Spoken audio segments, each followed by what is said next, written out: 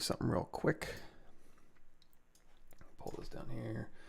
We are streaming regular show death. So let me save this out. There we go. And we'll go ahead and start saving this as well. Again, streaming regular show death. Good enough. So we have, well, let's do this too. Need to remap. Mapping to my portion. Okay. Okay. So we've got a guy. He does have subdivision levels, but we need to make him a little bit skinnier. So what I'm going to do, and also we can probably get away with making him symmetrical. He's a little bit, his symmetry is a little bit broken, so we can fix that. So I'm going to go right here. I'm going to delete lower so I can do a geometry modified topology mirror and weld. We also don't need his eyeballs for this exercise. There we go. And then I want to go ahead and ZRemesh this. Let's go ahead and turn on X symmetry here. I'm going to smooth this out a little bit. So I want to retain the landmarks, I believe, but I also want to get something low res so I can work on his low res envelope while, sorry, let me close that down. Work on his low res envelope while we kind of shrink around and mess around with his proportions a little bit. So, sorry, I'm a little bit out of breath. I had to run and get my water. Okay. So we need a ZRemesh. Let's go over here to ZRemesher, and I'm going to say use poly paint. Color density we'll put up at like 1.5 because I want to give his hands just a little bit more, maybe his face a little bit more. Feet I don't really care about. Right now, it's kind of weird. A lot of weird settings. Okay, I guess it's okay. So I'm going to go through here and I'm going to say just turn on RGB and Z off with the standard brush, and we'll start poly painting. Again, that color density 1.5 should, oh, it changes it to a light pink. Sorry, I changed that back. Let's go ahead and tap L to turn off laser radius, and we're going to paint where we want his hands to be. Now, I'm probably doing this a little bit prematurely because as I go through and ZRemesh, actually his ears, I don't really see his ears. So you know what we're going to do? Let's get rid of his ears. His ears are going to be covered in hair. And he's going to be kind of a death figure, so maybe his ears are kind of rotted away a little bit. And you know what? Even his nose. Let's go ahead and kill that nose. My poly count is actually, you know, it's 730,000 polygons. If I go over here underneath the smooth brush modifiers by holding down smooth, you're going to see my weighted smooth mode is set to 1 by default on my smooth brush because I'm a special little guy. And then down here on his feet, yeah, we don't need to capture a whole lot of that. So we're going to go over here to our ZRemesher geometry. ZRemesher. I'm going to turn the polygon count. Let's turn that down to like maybe 5K, and then adaptive size. I'm going to try. The lower you turn this down, the more even quads is going to give you. I don't necessarily need perfectly even quads, but something approaching it. Make sure you have X symmetry turned on by tapping X on your keyboard. I think that'll be okay. In fact, you know what else? I don't even think we need that much detail in the eyes. The mouth we might actually, and before we ZRemesh, let's do something about this. We could go through here and we could kind of dynamesh in a mouth bag, or we could just start carving it in. I think in this case, we'll just go ahead and start carving it in. So, you know, let's turn off RGB, go back into Z-Add for a ZRemesher brush. And I'm going to go ahead and give him, we can always sculpt and move this around later once we get our ZRemesh done. I'm just going to kind of dial in a little bit of a mouth bag here. And before we ZRemesh, I'm going to go ahead and give him a little bit bigger of a chin. By the way, this is what we're matching right here. So it's not going to be necessarily cartoony, or it'll be stylized and a little bit much. It'll be not super realistic maybe, but also not super cartoony. So we'll go ahead and bump out his chin a little bit. And we're also going to shrink down his body. I was going to wait for us to do ZRemesher first though, so we can retain a little bit more of his surface detail and work around with his little low res envelope here. So Oh, thank you for changing the name. Hey, John. ZBrush 2020. You know what? We're going back a year. I am actually using ZBrush 2021, but sorry about that. Yeah, thanks for updating that for me, though. Wondering what's your favorite current workflow for hard surface? You use polygroup it stuff at all? I'm trying to figure out the best way to come up with clean models. Booleans seem to work pretty good for big shapes. It kind of depends on, I've been kind of playing around with a few different techniques.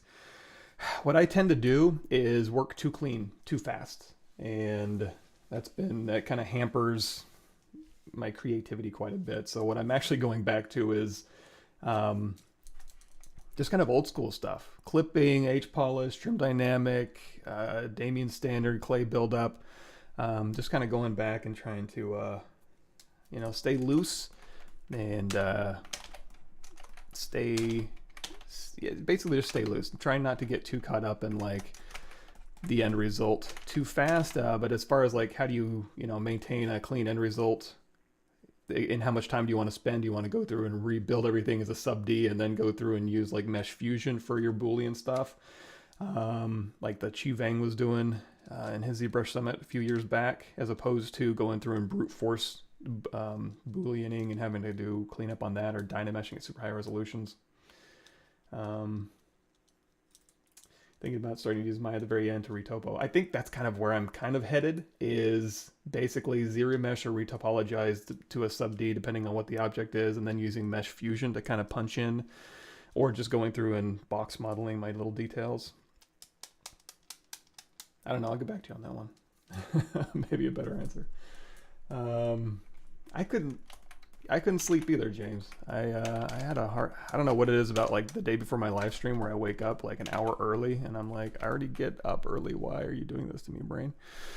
But anyway, so we got this thing here. We got him polypainted, reverted to ZRemesh. I've got his basic proportions dialed in. I'm going to retain these landmarks, but we just want to emaciate them up a little bit because that's the final result here. So, but he's going to have one big muscular arm, which we can dial in later. So let's give this a shot. So we're going to say ZRemesher, again, depth size down. We have polypaint turned on, which again may be a little bit premature, but we'll give this a shot. We have X symmetry turned on, and we'll let the ZRemesh. Now I do have this point in history that I can always project back to get his details back. So I don't need to duplicate them off and use projection master or anything like that. And that looks pretty good. Let's do this. Let's go back here. Let's re-polypaint his hands. Well, we're going to re-polypaint his hands. And we're going to re-polypaint his face. And let's do half. Let's see how far we can push him. Again, not bad, not bad. What I probably should do, though, as I'm doing this, I'm going to go back here to this point in history where all of his details are back. Here, control tap that, and then as we continue to reduce this, I'm just going to do a quick subtool, project history, no polypaint. Actually, you know what, why not project that polypaint, because that's just going to repaint where I want to keep subdivide or keep reducing him. That's a happy accident. Okay, so I'm just kind of snapping him back out to where his original is, and then ZRemeshing again so we can kind of retain those original invert positions. Now, is this a little too low? Oof, we're really pushing it. You know what, I'm going to stick with this. I think this is fine. So we'll go ahead and turn all this stuff off. And I think we're good to go. So let's go ahead and turn this polypaint off. We'll go back to a white. And okay, so now we'll just do another project history. We'll get a detail back. So again, back here, project history.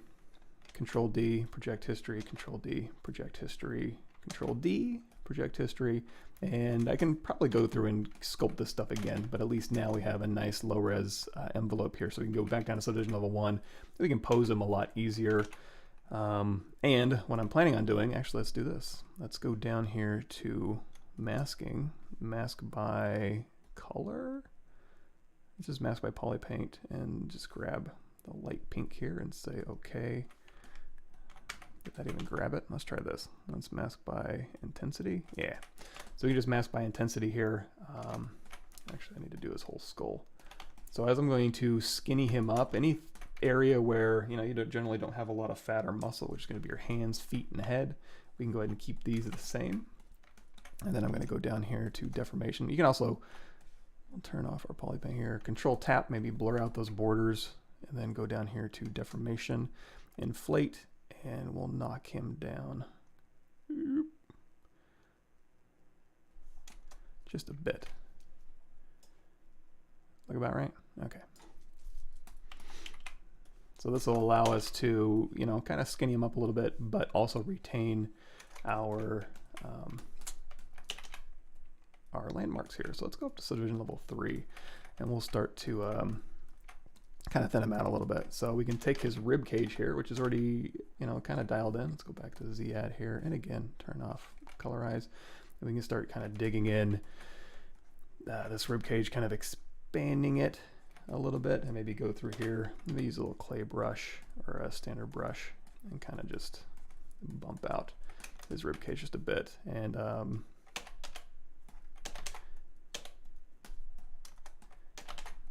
you already had pretty low body fat, so just kind of changing his weight distribution should do an okay job. But then we can kind of go through here and start kind of exaggerating his bony landmarks here. So his obliques, and here's where his iliac crest is. So we can actually kind of pop this out and maybe kind of stretch the obliques along there. So we can pop this a little bit and have this, and also kind of thin up these legs a little bit. He's gonna be wearing some skinny jeans, so we'll go ahead and make sure those are appropriate here.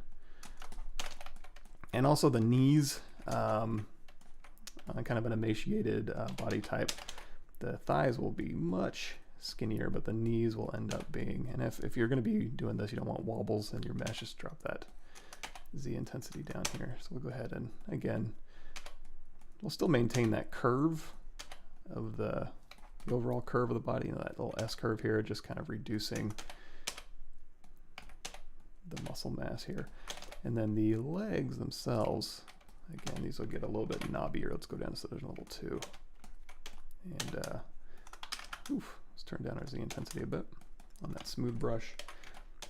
And so where the femur and the tibia and the fibula are, that'll kind of overtake that reed, that mass. And then also this. So there's the bone of that tibia right here, and then your patella, and then all of this will just kind of be a little bit more sunken in. So we'll kind of knock this back a little bit, and we'll follow kind of like the adductors. Let me get my little muscle guy over here. He's a little heavy, or I'm a little weak. Maybe a little bit of both. Okay. Yeah. So you got your, and you're not really, I don't know why I'm doing all this work. We're never really going to kind of see this, but it's fun. It's fun to go through and kind of remind yourself of where these landmarks are, especially when you're like me and you don't really teach anatomy anymore, so you might be a little rusty. And it's also good too if you want to keep yourself honest and you need to put pants on something, making sure that the pants actually go over your volumes and stuff like that. And then along the side here we got our, switch to the side here, we got that little band that goes down the side of the leg here, nice and flat. There we go. Sorry, let me get caught up in chat here.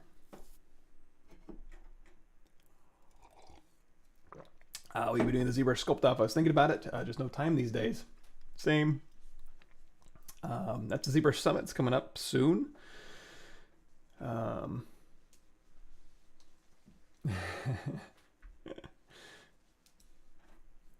have too many things going on, hard to get right. Yeah.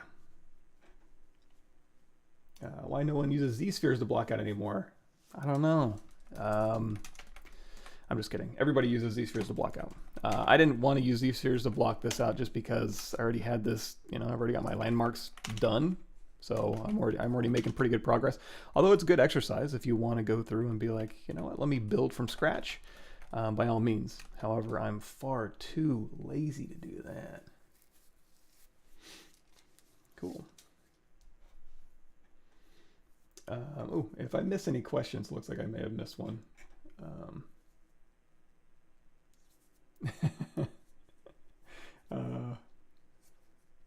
Yeah, okay, I did miss a whole big chunk there. Sorry about that.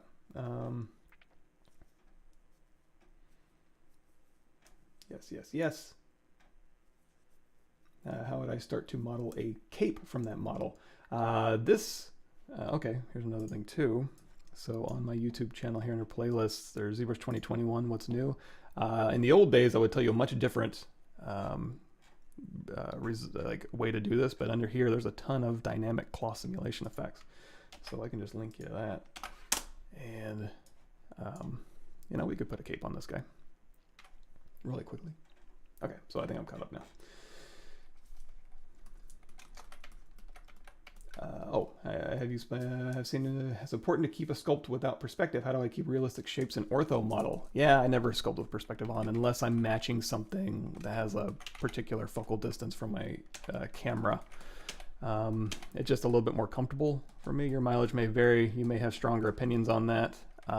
One thing I would say that a lot of people get confused about is that, you know, you can always go in here, you can turn on perspective, you can turn on draw, and you can turn on, you know, whatever the focal length. 50 is good for the human eye.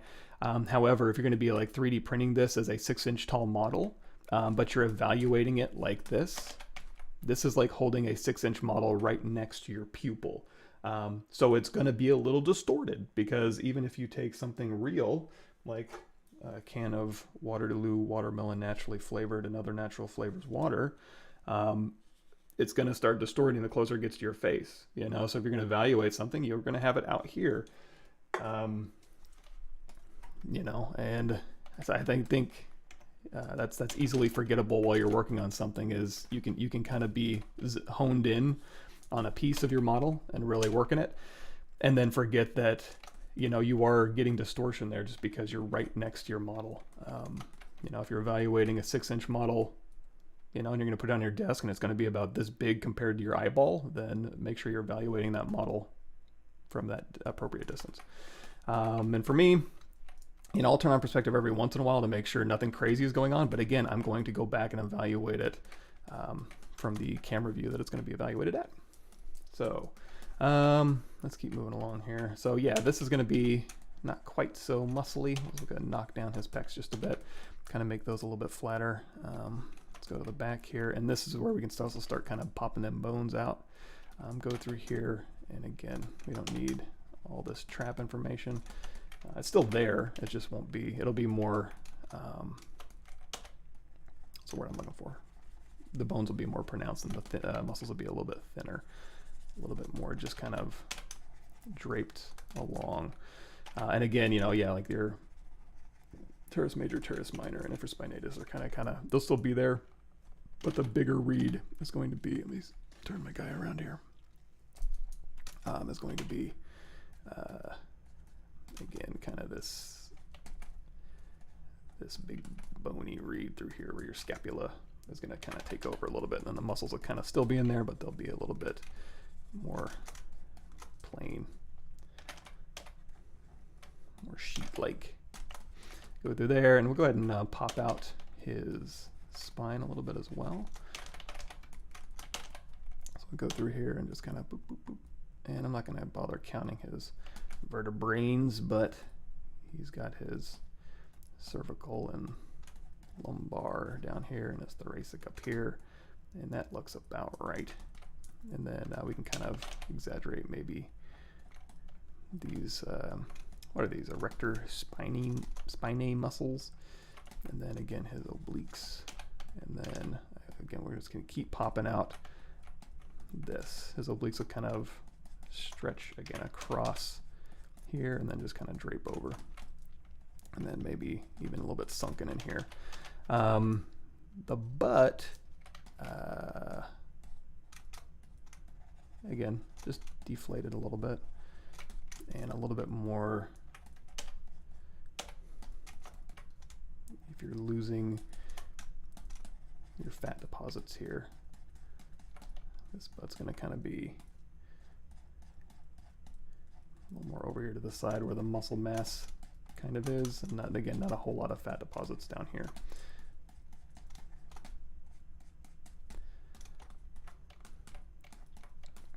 The arms, yeah, I guess, yeah, he's still pretty bony, so we're going to go ahead and take his deltoids down just a bit. And again, he still has bones underneath there, so we'll kind of make sure that his humerus is still a little pronounced. And then we'll just dial back his muscles here, and then we'll kind of, again, pop this out a little bit.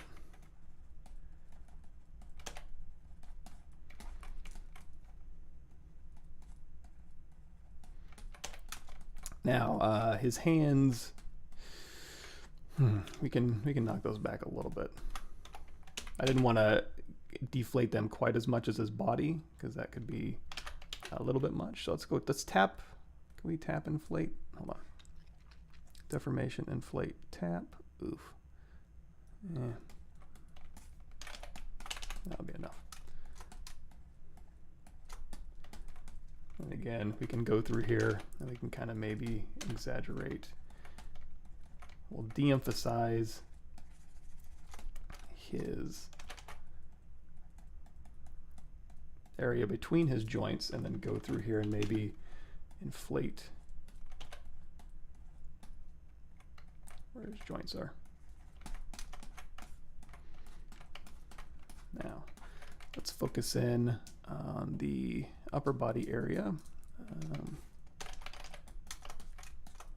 Maybe we'll bump it up. Subdivision level, I'll keep it under level 3. So, going through here and kind of dialing in the face. Sorry, this thing's cruising by.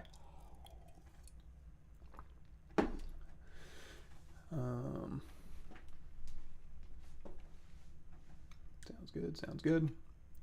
I'm creating micro poly from the Sepia logo, but I can't fix that for tileable.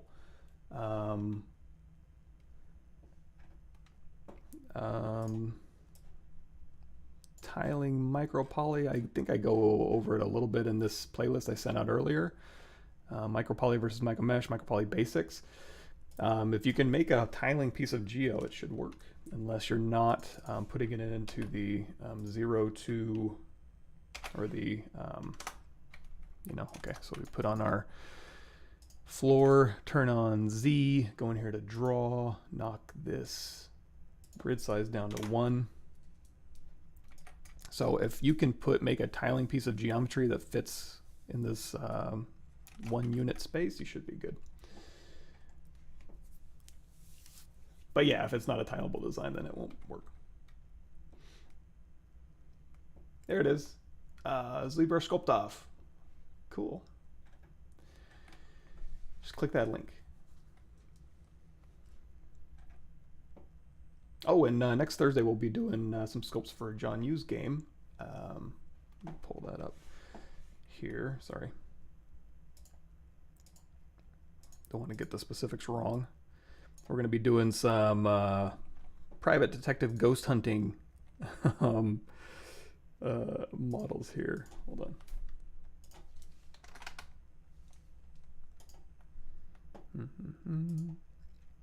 For skeptics. So here's a link to that. You can check that board game out. We'll be, again, Thursday on my channel, we'll be making some models for that. I think that'll be fun. Hell, maybe we could do some today. Yeah, actually, you know what? I may be doing a tabletop environment piece. That might be okay. Because that's like cool little props I can make to go over some techniques. All that good stuff.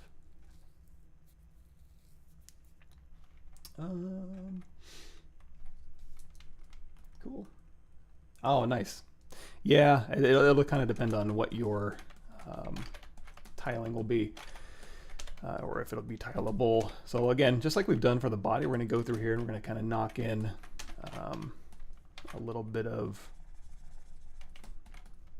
basically contrast. We'll go ahead and like knock this down, and we're going to poke a hole where his nose will be. We want to keep that ridge because there's still going to be a skull in there. In fact, if we want to stay, or if you want to just for reference, that's a kind of a cool thing to grab. You can go in here to Tool, and we'll go ahead and grab this Ryan Kingsline anatomy model, and we're going to steal from it.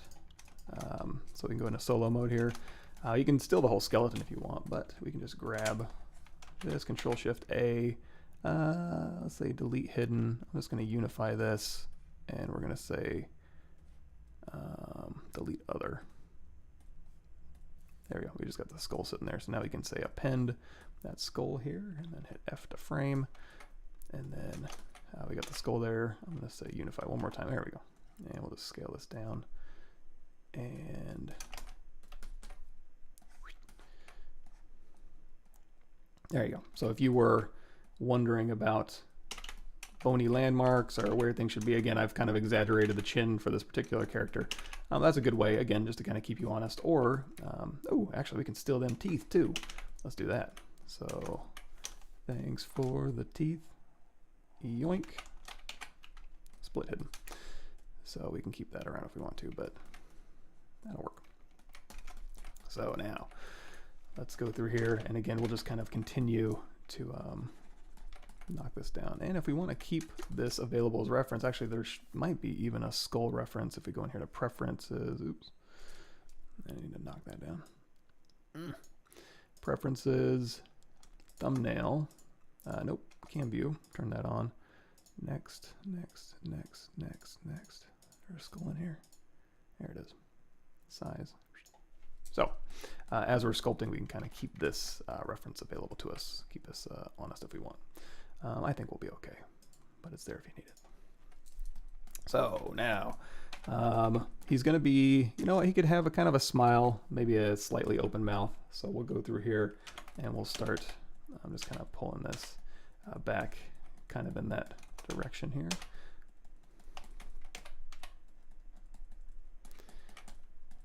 And he has a very distinctive, I don't know if you guys have ever watched a regular show. He has a very distinctive voice. So I can't help but kind of have that in my head as I'm kind of sculpting. I won't attempt to do it here because you don't want to hear me do a super thick, heavy British accent.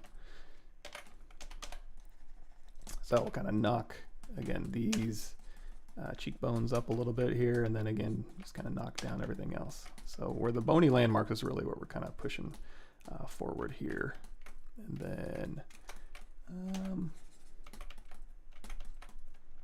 kind of again just exaggerating these areas. He's kind of got some lines. I mean, I guess I could just have this up, but it's basically like these two. That's what I'm going for.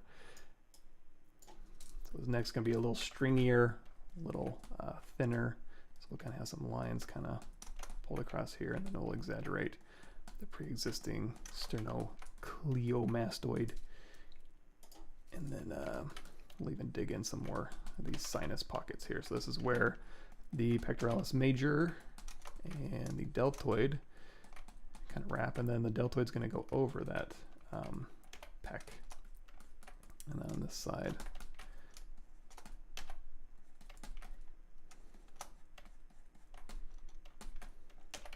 and depending on, you know, how thin the skin is and how much musculature is there, you can go through here and you can start like adding in a little bit of, you can actually start, there's a Da Vinci drawing where you can actually see the pectoralis minor back through here as well. And if you, I don't honestly know where that is, to be perfectly frank, but we can always go to zygote body. There's skeptics that I was talking about we'll do on Thursday for the poly modeling here. So I'm going to go here and I'm going to say, oops, let's turn everything, let's keep everything off. Then we're going to turn the muscles and the bones back on. And then let's see if we can't get rid of the pectoralis major. There we go. There's the pectoralis minor. So right, you know what, let's dial the muscles back now. Where the hell? So right back in there, and then attaching to, oh, I don't have ligaments turned on. I was like, where's the bones? Okay, so the coracoid process down just along these 3 ribs right there, in case you're wondering. I kind of had it rightish. So you can kind of give an indication of that. I don't know if that might actually confuse issues as far as readability. So maybe, maybe not. I don't know. Use your reference. But as far as like I'm looking at some emaciated reference, I won't pull that up. It's a little bit difficult to look at. But if you're really doing emaciated, this would actually kind of all disappear except for maybe just the tiniest bit of muscle mass on the pectoralis major, and the rest of this would literally be ribs.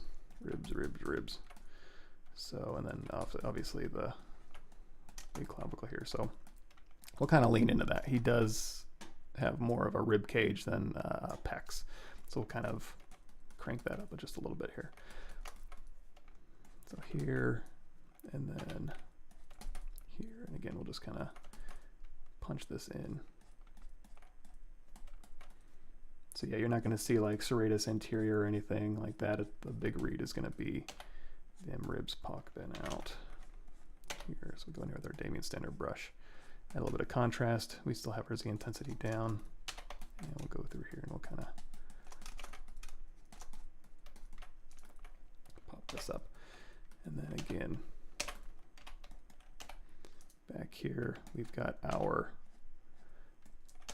this one at the bottom is going to go underneath, and then this one up here is going to go above that, the tricep, and then these two are going to go above that, so you can kind of give a little indication of that in there.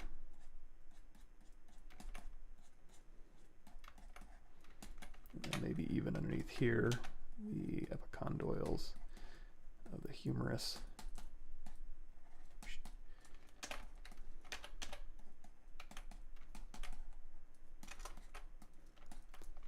And what else we got up here? And that deltoid's going to swing around on top, but again, be very thin. And then these will just be like, we put in like a little division here.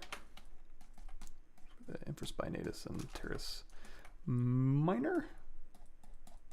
Actually, this will probably be even thinner.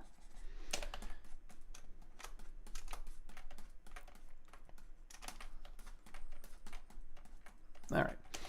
I think we're doing pretty good shape.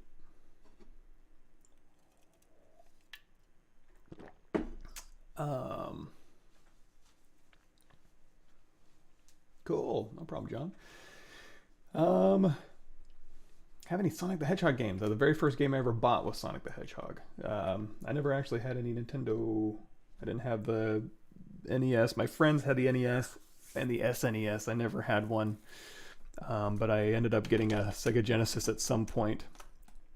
And yeah, so that was my first console. And I actually got the 32X for it a few years later. I don't know if anybody remembers that. I played Mortal Kombat on my 32X. Mortal Kombat 2, I think. Cool. How to unify a complete subtool. If you're talking about a whole stack of subtools, I would go in here to Z plugin Scale Master, if I can find it. Come on, Mike. There it is, Scale Master, and then do a ZBrush Scale Unify. So that'll do. This works best with subtools and max. So unifier is seen for ZBrush usage, keeping existing scale. Maybe try that. Hello from Russia. I just got done eating my Russia snacks. If you guys saw my Facebook post, I got some neat Russian snacks. They're pretty good.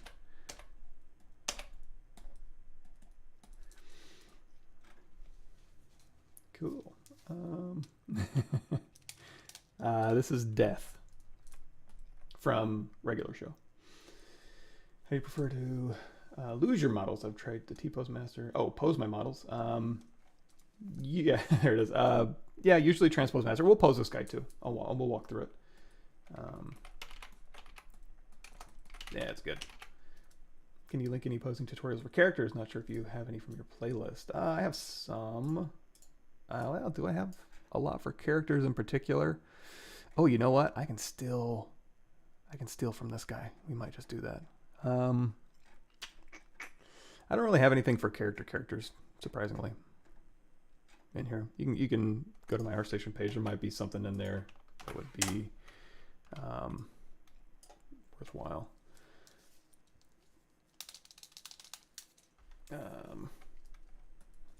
How damaging would it be to transpose master then unify?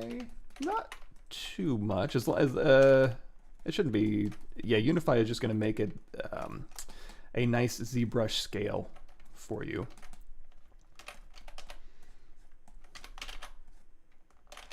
Or at least make it a little bit more compatible with default ZBrush here.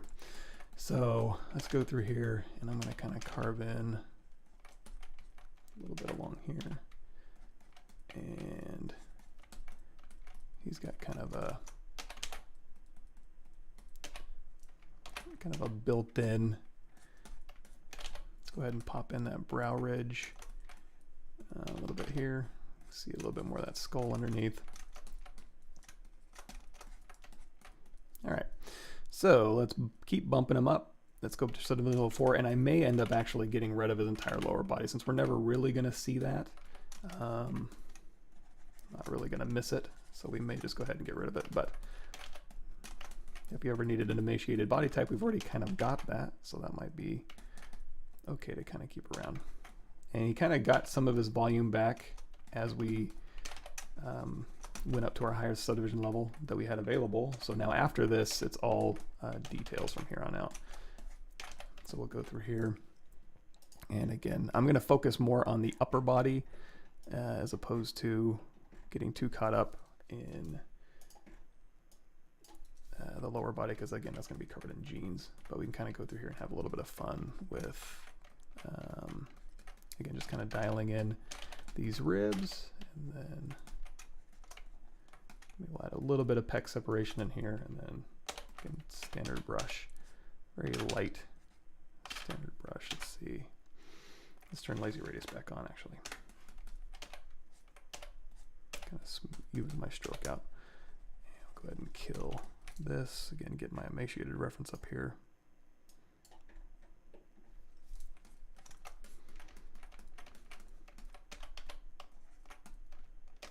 Go back to our clay brush, and we'll knock this down just a bit. And then the ribs.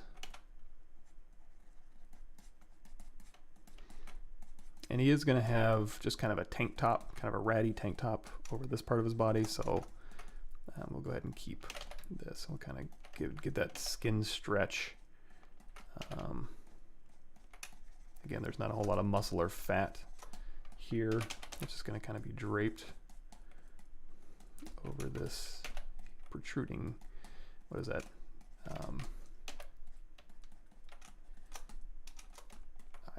Interior superior iliac crest. I forget. One of them iliac crests back here, and then back here for the butt. We'll continue to kind of, we'll really make his jeans and his belt kind of work for this. And again, we'll make this the head of the femur right there really kind of pop, and then more contrast for the muscle separation in through here. And you know what, let's crank up our Z intensity back up just a bit. For the body here, again, you know, if he's, you know, lost, they didn't grow up emaciated, you know, they became emaciated, they're going to have a little bit more skin. And actually, there's going to be a muscle right there, right? Or like a little tendon. I'll go ahead and pop that out.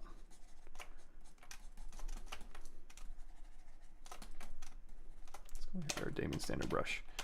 And we'll kind of go through there and maybe use our standard brush. Bump that out a little bit, or your clay brush. sorry, this is a kind of boring part. I don't do a whole lot of sculpting on my channel just because it tends to kind of drag a little bit. Even when I was doing the genie, God, was that a month ago already? I was meaning to do so much. It's like, oh, I'm gonna have plenty of time to live stream and all that stuff. No problemo. And nope. So let's go in the clay buildup. So if you start using clay buildup, let's go in here to our stroke modifiers, and we'll crank up that roll distance, kind of smooth that stroke out just a bit, and we'll turn that Z intensity down because I want this to be kind of a little bit more of a subtle effect, just to kind of take these rectus abdominis muscles here and just kind of have them kind of be, again, kind of pulling along here. Same thing for the skin, you know.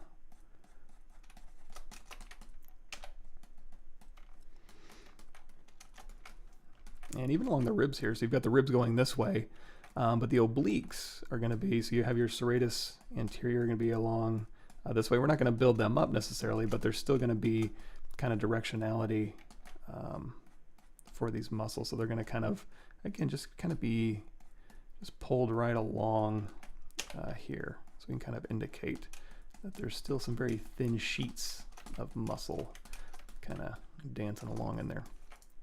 And then again, anatomy model, rotate it around.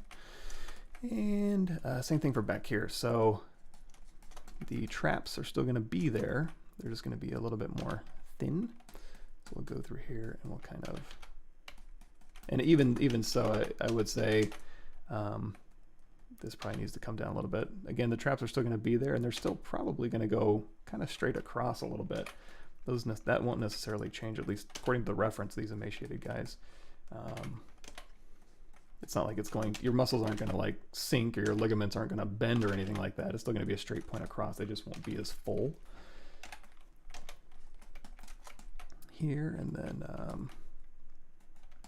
you know, it's kind of, this is actually a pretty sharp bone. So we're going to take our Damien standard, hold down Alt, and we'll really kind of exaggerate that there. And then again, these muscles underneath. And then on top of this is your traps that are going to kind of, again, just be kind of sheet-like over through here. And then also the spine of the scapula up here at the top. I'll make sure that pops out as well. So here, right along here, and then there's your acromion process. This is that trifecta here, your head of your humerus, and then your clavicle.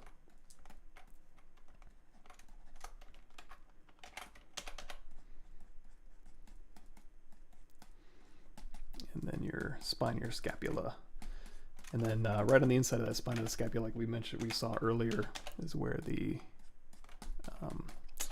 pectoralis minor shows up. That kind of hooks onto there and then goes down to these three ribs, it looks like.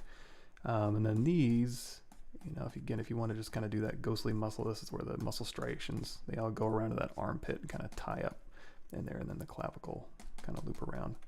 So again, we're going to maintain the rib cage reed first, and then just kind of lay some very thin muscles over it. And then same thing for the deltoid back here. In fact, let's go ahead and, I'm looking at an écorché model, so it's a little bit misleading because it doesn't have any skin on it. So there's still surface anatomy. This type of body type really kind of lends itself nicely to écorché, more so than other body types. But there's still a little bit of interpretation you're going to have to do to kind of get that skin over emaciated mass look going. And you know what, let's go against the grain here. So instead of going down the muscle, we'll go across just to kind of build it up in this area.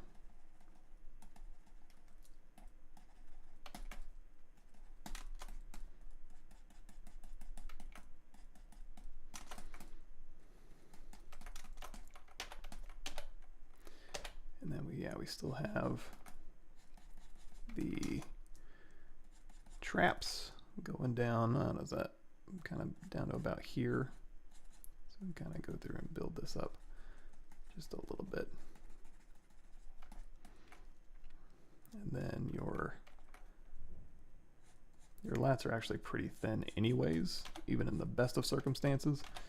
But yeah, these are probably going to make very, very little difference. And then again, down here, we'll go ahead and pop these in, and then pop these out.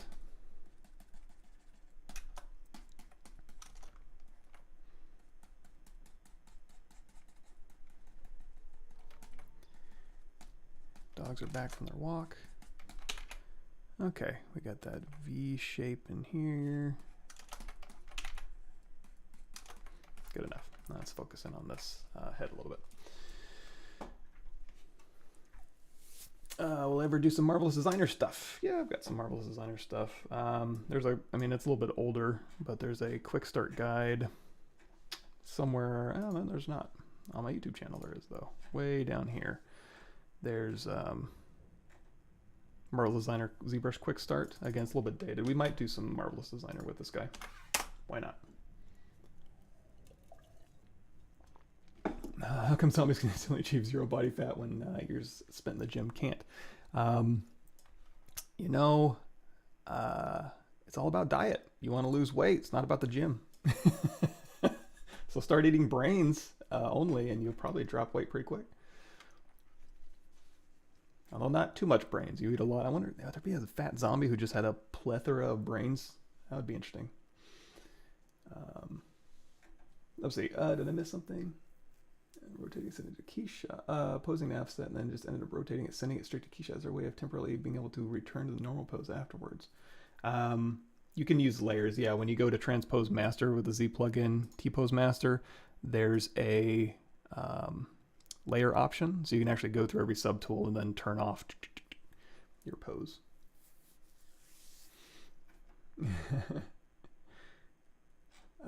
Let's see here.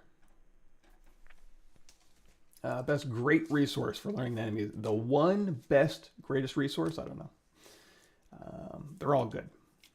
I wanted to do loose saggy skin. You can use the cloth simulation to do that. How would you do that without messing up the base model? Yeah, you could. Actually, good point. So I wouldn't. So what can happen is you can always just store a morph target. So if you're ever like, okay, let's put in some saggy skin. First thing I might do, also, we're sitting at 396,000. So very first thing I'm going to do is drop this down instead of level 3. Wait, no. 4? 389, yeah. So this way the simulation will actually work. You could duplicate them off and have this base body underneath and have it collide, but I don't know that that's necessarily worthwhile. But what you can do is, again, you can store a layer as well, and you can dial in layer intensity. But I think for our purposes, we can go in here and morph target, store a morph target. And then just so we have our dynamic settings, let's go ahead and grab dynamics here. And then we'll go in here to brush cloth. What? Brush cloth. I guess the one I always end up using is hook. Okay. Going through here, I'm kind of using this to kind of pull skin. So we can go through here and kind of just start dragging some skin down and around. Let's see where them skin folds. Let me look at my humanoid reference. Not a lot of foldy skin. I guess the most I see is through here. So I know we could also try. We can go through here and just mask this out, and then oops, just kind of blur that edge out. Go in here with brush transpose cloth, and then we'll whoop, and then we can kind of just go through here and kind of sag this skin together and just kind of get a little bit of saggy skin. Also, while we're doing this, we could maybe do a little bit of expand, just, you know what, a tiny bit. So while it's doing this, it's actually allowing me to grow the geometry. Not inflate, but expand, maybe a little bit more expand. You know, kind of dial in some skin sitting on top. And you can always go through here and I could pop a piece of this off so that I had a little bit more resolution on the skin folds. And then project that back, and And actually, I kind of like that. Let's drop that Z intensity down back on our smooth brush here so we can retain a little bit more of that. Good call, by the way. So we'll go through here, and again, we'll just kind of exaggerate what that already gave us. Kind of using that as an indication of what might make sense there. Also maybe around the knees. So another thing we could do is let's try this. So we'll have a little bit of fun. I'm going to go all the way up to Subdivision Level 4. We're going to duplicate this off. I'm going to go into solo mode. We're going to grab his knees, and we're going to say, actually a cleaner. Let's do this. Subdivision Level 1. We'll grab kind of a clean portion of his knees. Let's give ourselves a little more breathing room.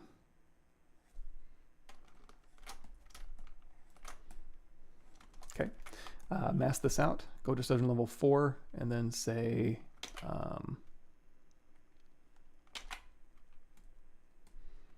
delete lower, delete hidden, and then we'll reconstruct back.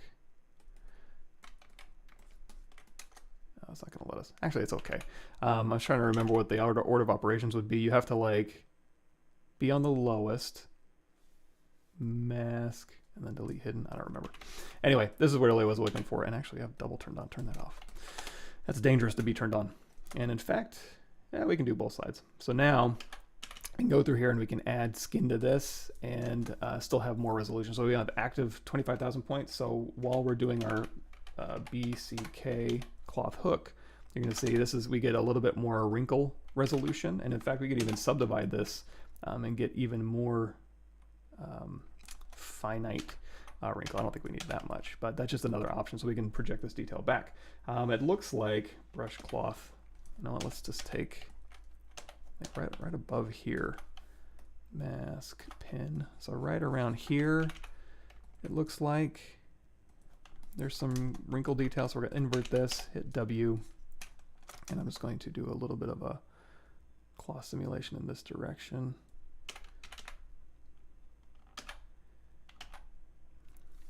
We can actually maybe run a simulation. We're only going to, let's do it in the, expand in the Y, and then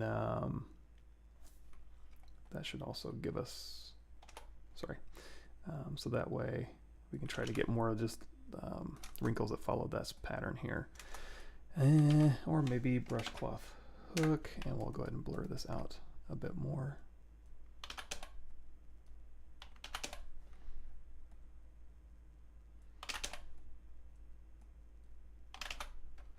W, it's actually not bad.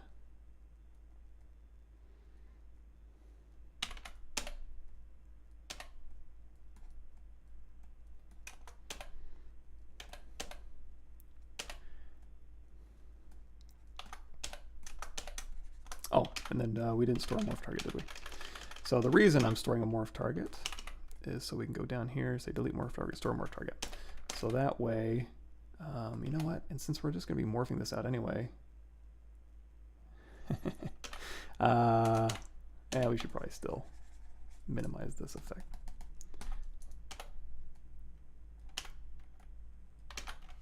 BCK, cloth hook. There might, you know what? Brush cloth nudge. Maybe might be a better choice. Cloth hook's a little bit much. I don't remember what nudge is. Ball, dimple, hook, inflate, slide, twister. Why is this so hard to find? There it is. U. Yeah. It's kind of nudge it around.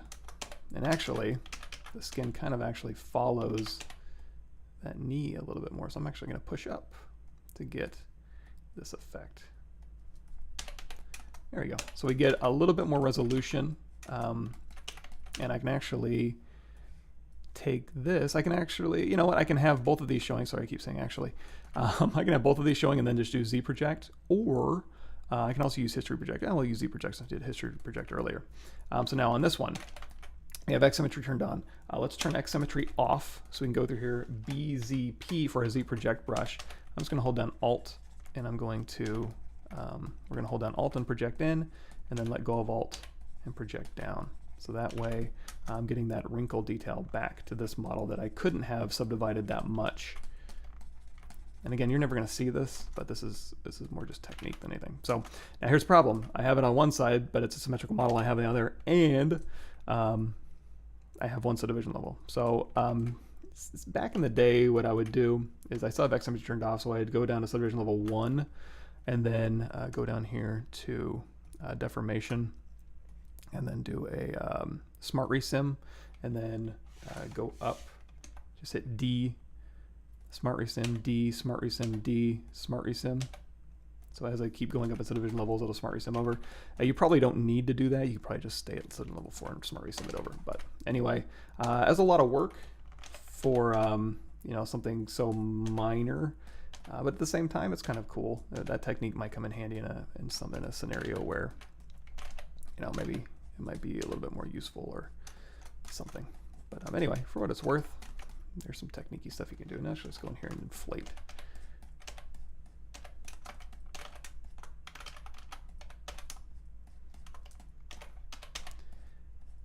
And if we ever don't want to destroy our wrinkles, it might be worth going to smooth, what is this? Smooth directional. So you can go down the direction of the wrinkle. That's actually a little bit more useful for hard surface smoothing to maintain your edges, but it might work in a pinch. Okay, okay. Back up here to the head. Oh, we don't need these knees anymore.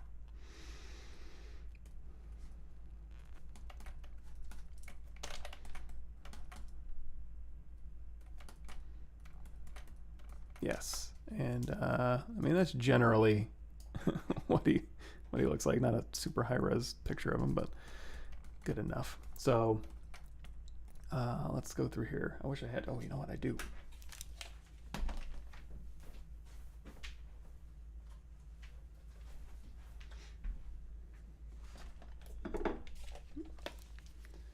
Forgot I bought a mirror.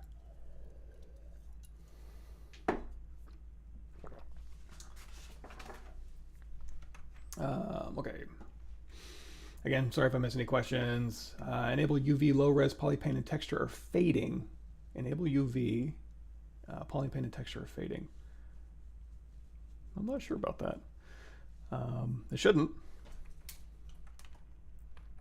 Nice kind of you dropping a shell. Thank you for the kind words. You think companies will work more remotely after COVID? I hope so. That'd be nice. Cool.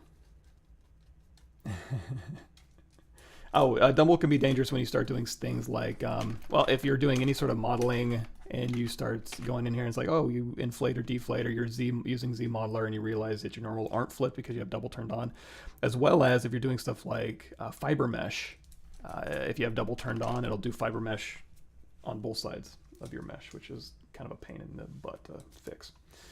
Usually it's nearly impossible to redo it.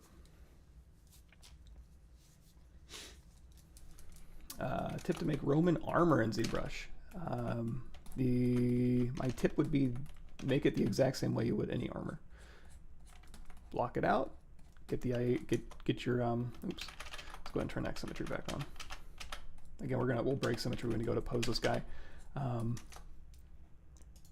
yeah, it shouldn't be any different than any other armor technique. Block it in.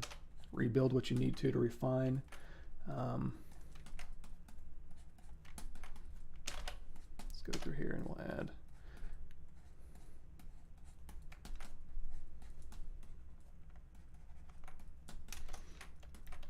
let's draw here. And if you want a little bit of a softer touch, you can go into your clay brush as opposed to your clay buildup, or if you want to kind of bump up that clay edge, you can also get kind of split the difference. And oh yeah, I was gonna smile at myself. So as this kind of goes up, I need to shave. That makes it a little bit easier. But you know what? We'll go through here. He doesn't really have lips per se, but we need something here, I think. He does have skin, it looks like. But maybe not that much skin. So we'll kind of flatten this out a little bit. And then we'll go through here with our clay brush and we can kind of, and our move Accu, we're just going to pull back to a corner right in here.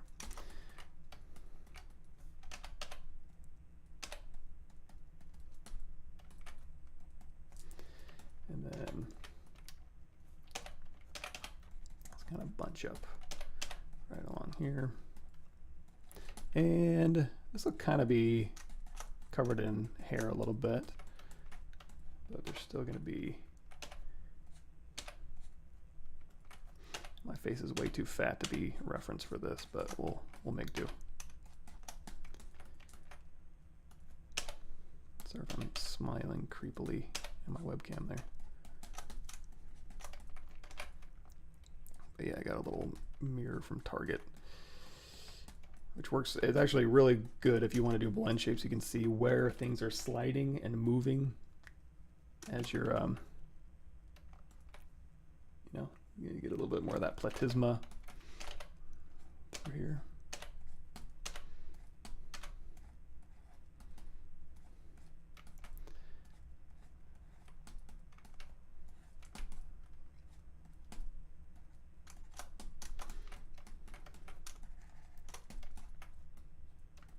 All right, it does have a very square jaw.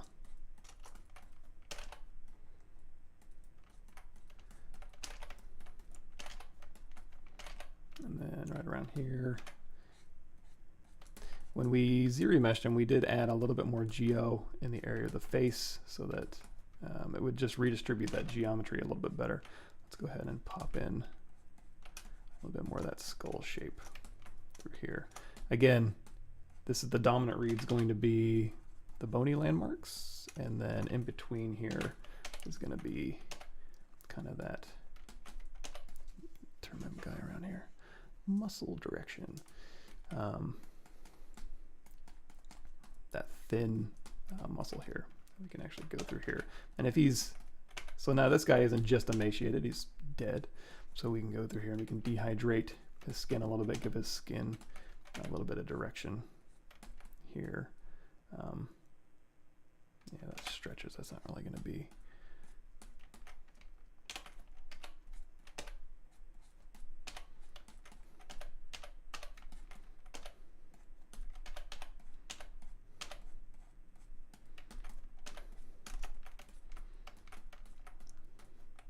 And this is all going to be behind sunglasses as well, but he does have pretty harsh,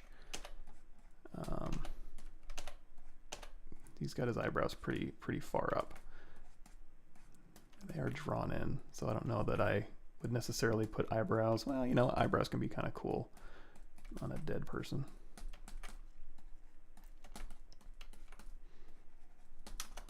Looking at him now, it probably would have been a better for an October Halloween sculpt, but you know what? Oh well. And again, we'll just use our clay buildup brush, low intensity, and go through here and kind of, again, push that.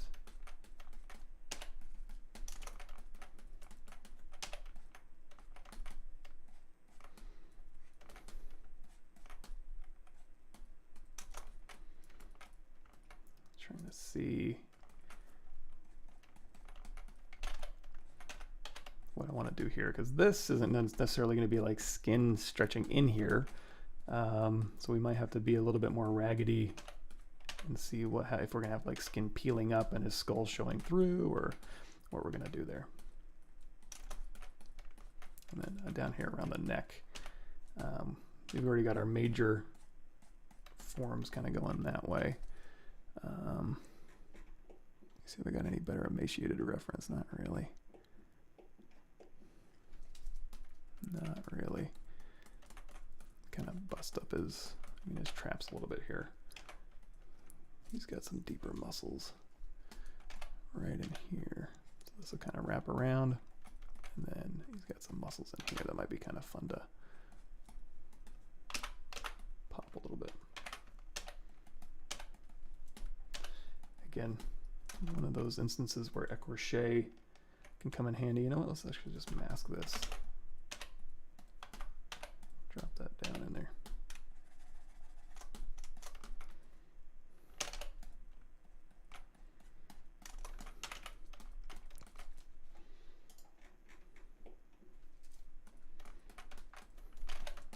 there's some good veins right back here too.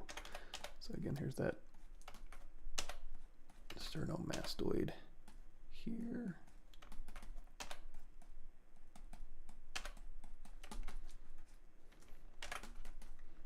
Thin that out just a bit.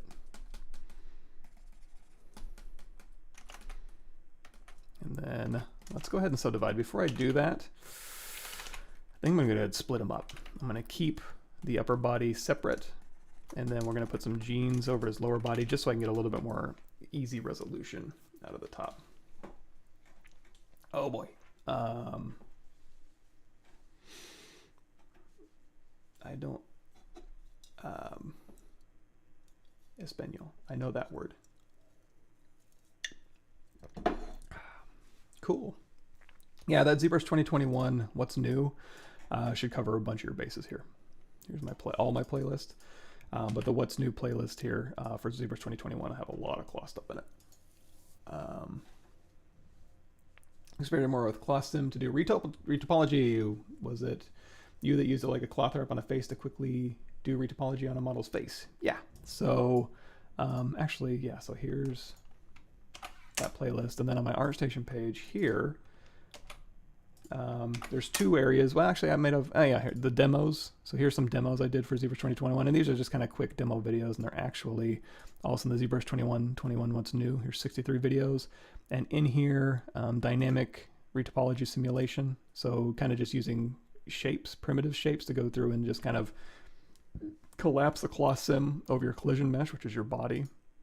And then same thing, we're doing the entire body. So you can just rewrap. It's kind of like a Z-wrapper, where you can just kind of jiggle the vertices, vertex positions into place. And then this is kind of using Z modeler to, now that we have edge extrude, to kind of do that. And then also you can take that plane and just kind of wrap it, you know, like again, because you have a collision volume. So just take that mesh and push it right across. So yes, should be all in there.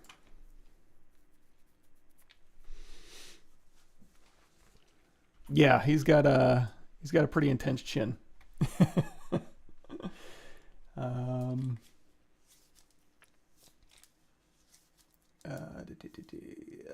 Sorry again. I'm scrolling through these details on them. Oh, thank you. How to avoid bad topology after Dynamesh, like crumpled parts of topology. If you really want to avoid, I would say go down here to remesh. So instead of doing a Dynamesh, if you really want like a pure envelope, right here, do a remesh and then do a project. So that way, because Dynamesh is going to capture a lot of that interior detail that you may not want. So, or the little folded over geometry. So remesh and project will be a little bit cleaner. Or you can, yeah, ZRemesher is still going to pick up those things because ZRemesher sees that contiguous geometry, so it'll still pull it.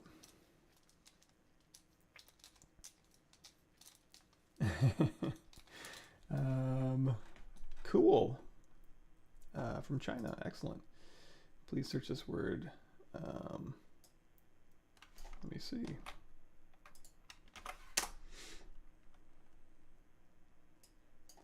So if you want to make this tiling, basically, well, yeah, that's not going to tile because it's going to need to tile in the U and the V direction. So if you take this and duplicate it up, this is going to plug right into this notch here. So the logo is going to have to change a little bit because this top part has to be an arrow so it can fit into this bottom arrow part. And then when you go left to right, it's going to turn into a V, you know? So if it's not, if the shape doesn't tile well, it's just not going to tile. Ideal poly count for a game ready characters with clothes, props, etc. Anywhere between 1,000 polygons and 500,000. How many models do I make in a year? 0. I sculpt once a month in ZBrush, and that is the extent of my creative contribution to the world.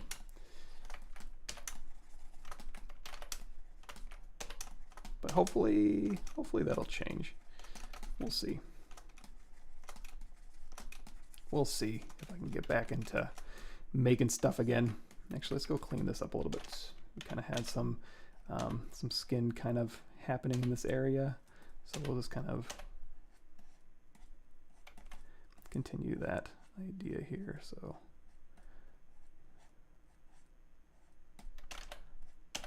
get a little bit of standard brush, Damien standard brush.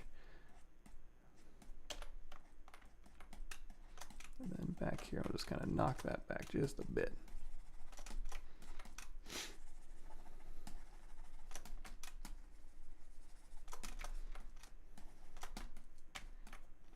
All right, so let's go ahead and split this guy up. I'll still keep his legs around for reference, and I'll even have this whole, you know, let's go in here. We'll say, I'm gonna save this as depth working, and this is gonna be his full body. And then let's see if I can remember how to do this. I just did it last month. So we have our body here, and I'm gonna say, okay, I'm gonna get rid of, say about down to here.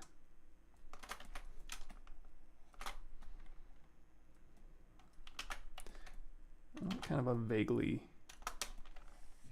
clean cut, so we'll figure out exactly what edge I should follow there.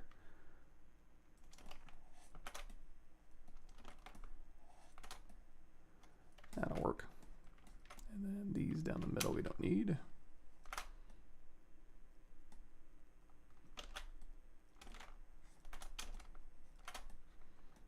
All right, so we're going to say mask, higher, delete lower, delete hidden, reconstruct. There we go. So now we have all our details still, didn't lose anything, and then we also have a reconstruct our history back and a fairly decent clean low res. So okay, we did that, and then one thing I need to do now is I need to duplicate this off because I said, hey, we're going to keep the legs, and I didn't. So let's go back here. Here's our full leg model, and you know, we already have that saved, so we're in good shape. I'm going to say, okay, you can be the leg model here, so we're going to go down to Subdivision Level 1, go into transparency mode, and we'll say, okay, you can be our legs reference here.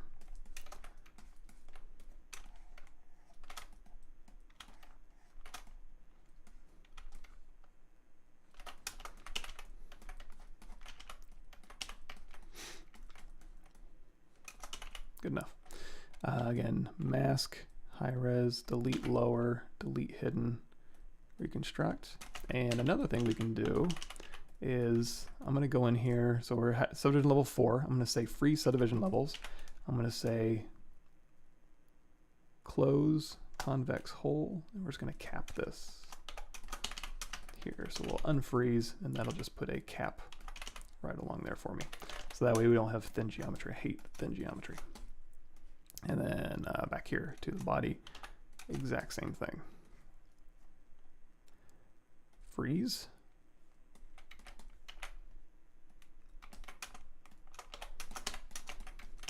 Unfreeze.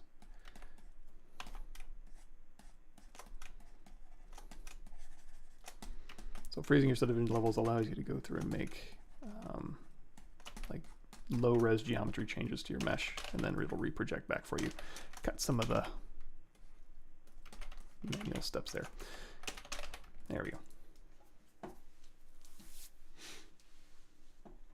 Cool. Watch a ZBrush video once, and now all I get is recommended ZBrush stuff. Is this a sign? It's a sign that that algorithm doesn't have much to go on, I guess. Watch something else. Besides ZBrush, what software do you know from the inside out? I don't even know ZBrush from the inside out. I'm all smoke and mirrors. I would say I'm used to be fairly proficient in Maya, Substance.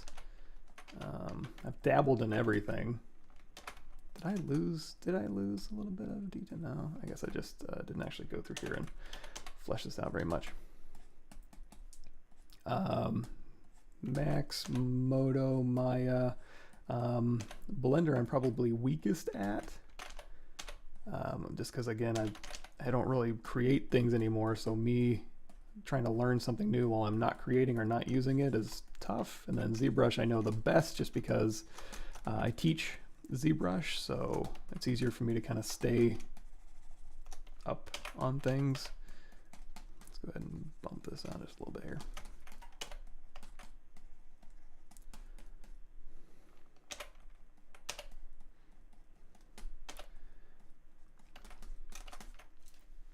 But reason why my mesh disappears after decimating while keeping polypaint in mind. Is there a specific reason why that happens? Is it having a problem with your poly count? Sometimes if it's too low, completely disappearing, I'm not sure. And I do know that like if you're using it to keep your poly paint and it's having a hard time being like your poly paint's important, but I don't have any left over for the geometry, it may have a little bit of a hard time maybe.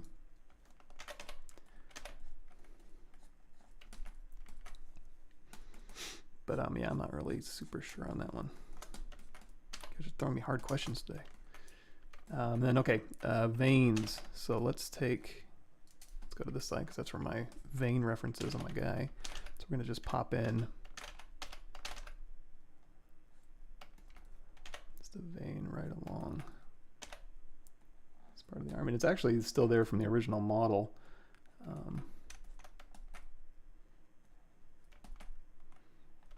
Again, so kind of making his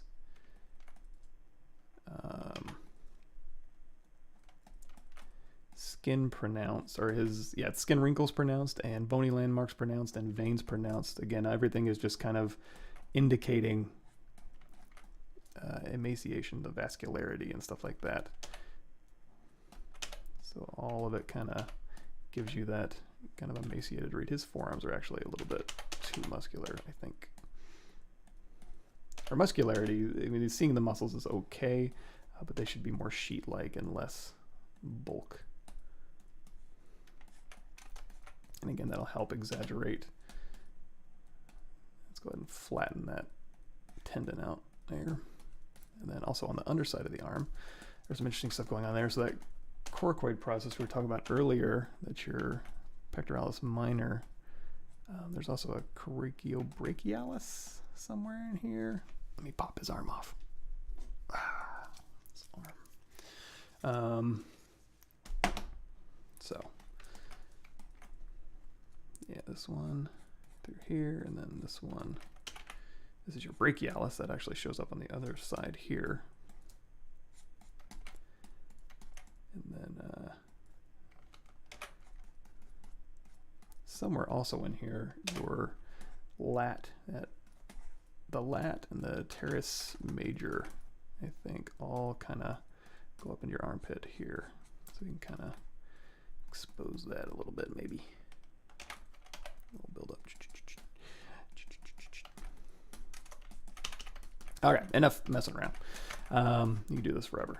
So let's go ahead, and now that we have a little bit more friendly subtool geometry, you can go ahead and subdivide this. And you know what? Let's do this. Let's go down here to turn off smooth modifier, subdivide your mesh, and then turn that back on so it doesn't melt the geometry too much. I want to maintain the volumes that I had there a little bit more.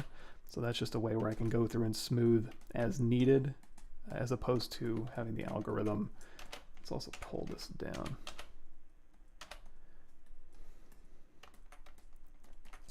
And let me get a little bit more. Again, I'm looking at a kind of emaciated face. They're not all that helpful, honestly. Okay. So we've got his furrowed brow through here, and we'll go ahead and smooth this out just a tiny touch. Again, we'll break symmetry when we go through and we pose him. And then this is going to be his orbit. So we're going to kind of pop this out a little bit more. Again, get that kind of more of a skin passed over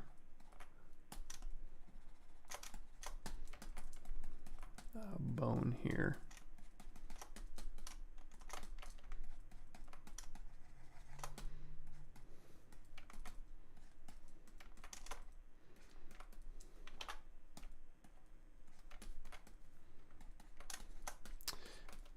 Sorry. What's going on today? Nothing important, right? At least not in the United States that I can think of. Just another day in the life. Also the eye bags through here. Again, he won't necessarily have, you know, eye bags going around an eyeball. He's just going to have a socket in this case, but we can also kind of indicate maybe some built up skin.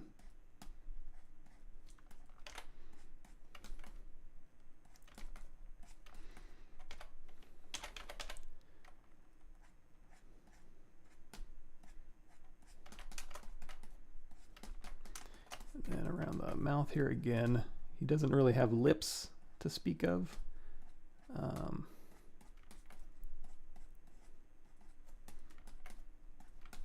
We can still give like skin direction information.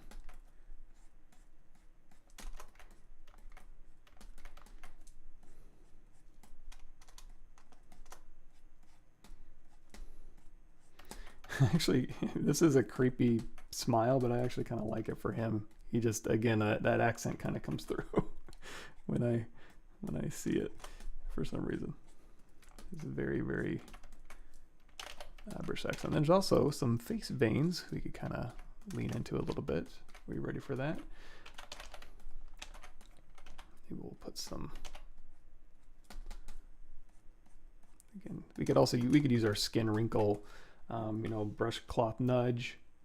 If we drop this down, so there's level 3, it's a little too low. We could use maybe some cloth nudge using the technique we did on the knees, but I think we'll be okay. We'll just indicate some skin wrinkles here.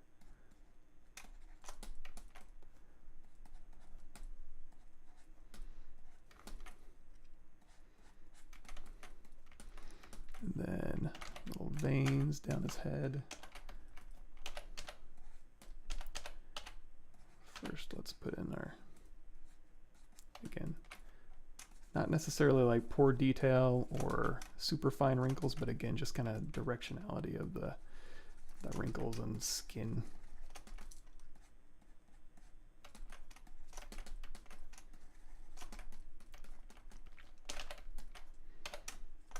And then, yeah, so looking at my guy here, it looks like there's a vein that kind of comes along here, and then this one goes across the head and then down in, and then a big vein right along here and then tucks back in. You guys can see what I'm looking at. This right there.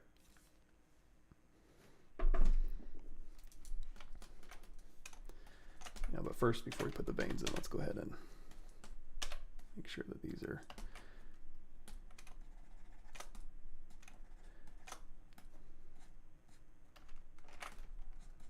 clay buildup, clay brush. Sorry, boring portion. Let's keep knocking that Z intensity down on that clay buildup. Very, very subtle. And again, we still have, even our clay brush, we have this alpha plugged into it, so it kind of hardens that border just a little bit, which can sometimes be useful.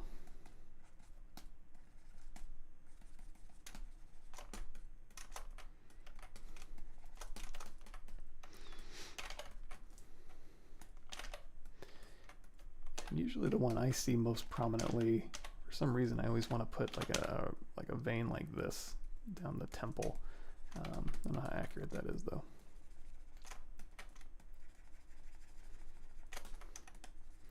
And we still have smooth perpendicular. I'm going to go ahead and turn that off.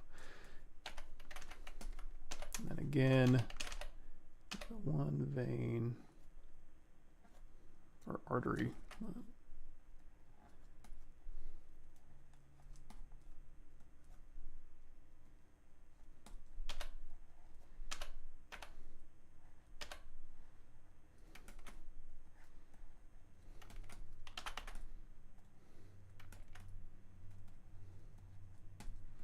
This will also help when we start doing the poly paint stuff. This will be fun to kind of dial in those that vein wrinkle detail. Anywho, let's go back to our clay brush and we'll continue kind of adding in some of this.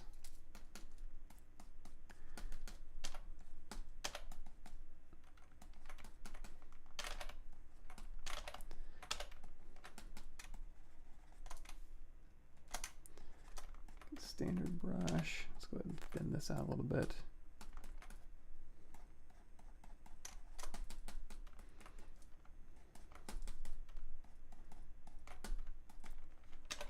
Damien standard. Smooth.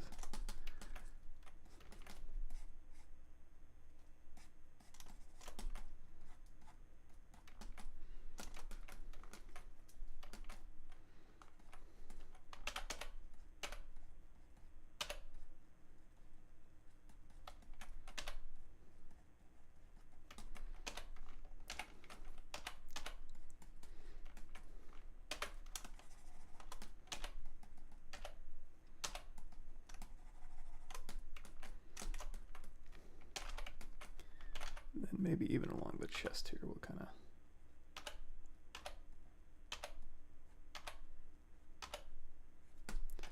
so my standard brush seems to be a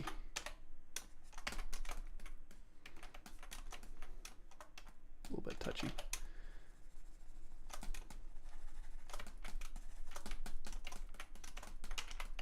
All right, we'll put some pants on them now.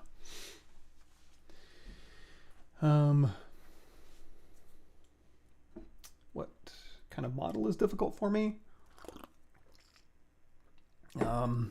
Everything is a struggle for me. All of it.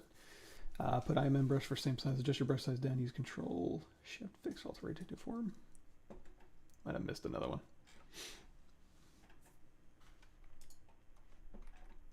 Cool. You model it just for stream or will be used somewhere. Nah, I don't think it'll be used anywhere. Just for fun. Tough guy vein is the middle of the forehead. Good call. Let me see where they got the that throbbing temple vein that kind of pops out a little bit. Also seems like this is a little bit. Let me see. A little bit lackluster here. Let's go in with our Damien standard brush here and kind of see if we can get the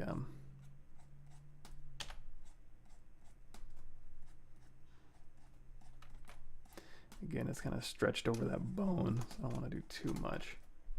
And the wrinkles also generally from the side of the face will kind of radiate out, so it's going to kind of go across. And not a whole lot of wrinkle detail, although, you know, maybe put a little divot in his chin there. Go back on with our clay brush here. All right, so for a pair of jeans and maybe the tank top, let's see if we can't get this to work for us. So we're going to go in here to our comma key. We're going to say spotlight. And we're going to grab a clothing spotlight 256. We're going to hit Z, and we're going to go and grab, do we have a tank top in here? I think this tank top will work. Let's go ahead and scale this up. And we'll hit Z, and we'll kind of fit our guy. So this tank top's going to be plugged into his pants here. I think that'll work. So you remember how to use this, and we'll go through here, and we'll hit a snapshot here. And then Control Alt W, BTR for transpose regular. And then, yeah, I think that'll work. So we don't need this. Oops. We really just need this. That's the easiest way to get rid of this stuff. There we go. Go ahead and get rid of these things here. Is that about right? Yeah. And we'll say delete hidden. And let's go over here. Our dynamics, we're going to turn off expand. We're going to contract in the Z direction and run this. Turn on collision volume. Run the simulation and unmask and turn off gravity. I'll remember the steps so that I go ahead and give us kind of a tank top. However, let's also take that inflate down to 0 so we can get that a little bit closer to his body. Get a little more of them bones in there. That'll work. So now before we start, let's also turn off X symmetry here. So we go through here and we can start matching the reference a little bit more. I think that strap is about that thin. This isn't, honestly, this ain't bad. So go in here with our move brush here, and we'll kind of pull this down just a little bit here. So we'll go ahead and run the simulation again. Good enough. And let's go ahead and get some nicer geometry going. So I'm going to say ZRemesh half, depth size down to 0. We'll get some nice even quads going. Let's try this. Let's go in here to our ZRemesher, hold down Alt. Let's do another half. That'll work. So now, again, I can continue running that simulation. Just to kind of stick it to his body. And then now I have to think, do I want to add thickness? Yeah, I do. We can add dynamic thickness first. So let's go in here to our geometry, dynamic subdivision. Turn on dynamic. We can keep smooth on. Again, it's just dynamic smoothness. So you can hit Shift D to turn off, D to turn it back on. And then we can go in here and add just a little bit of shirt thickness before we commit. See if there's any problems. You can go through and you can kind of clean up some areas, but I think this will actually work okay.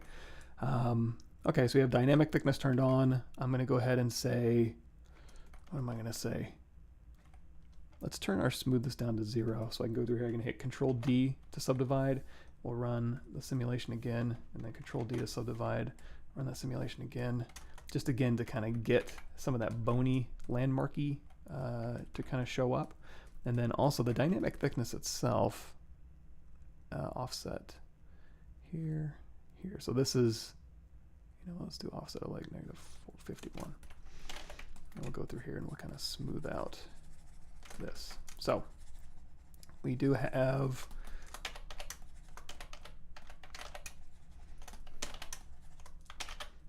his body showing up. We got some wrinkles showing, but of course we're probably going to want, let's also go down to level 1 here.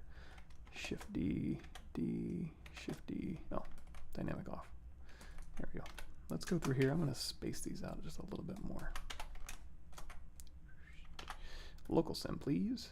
Thank you. That helps.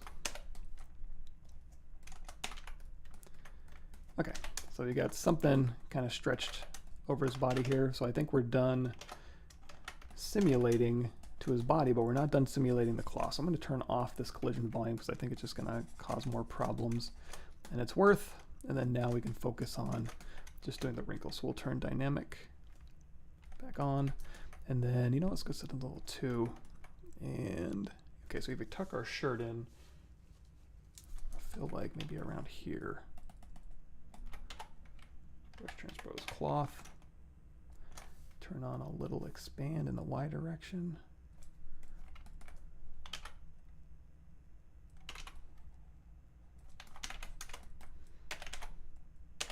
And again, we have a bunch of symmetry turned on. We can always break symmetry.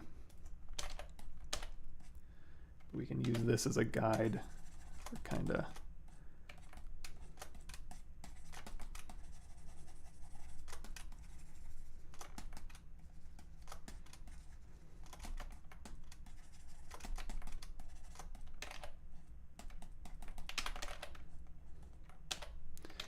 CC intensity.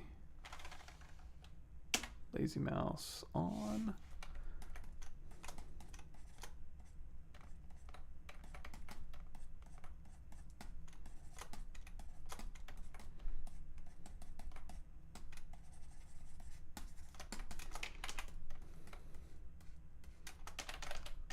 Close enough for government work. So now the pants, we did mention Marvelous Designer earlier. We could do that. Might not be a bad idea. Be kind of fun. We also need boots, and we also need a chain and a belt buckle. So let's get cracking on that. Catch up on the comments here. Don't you need much more subdivision levels so you don't see the quads before making the veins? My veins, they don't need to be that well defined.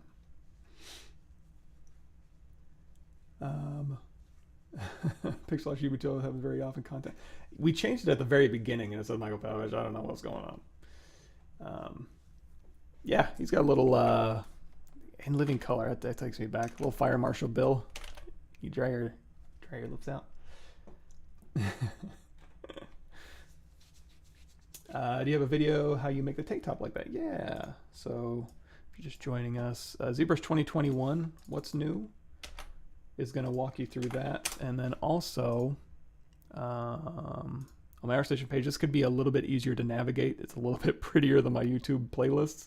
But yeah, updated ZBrush 2021 content right up here in the upper right hand corner.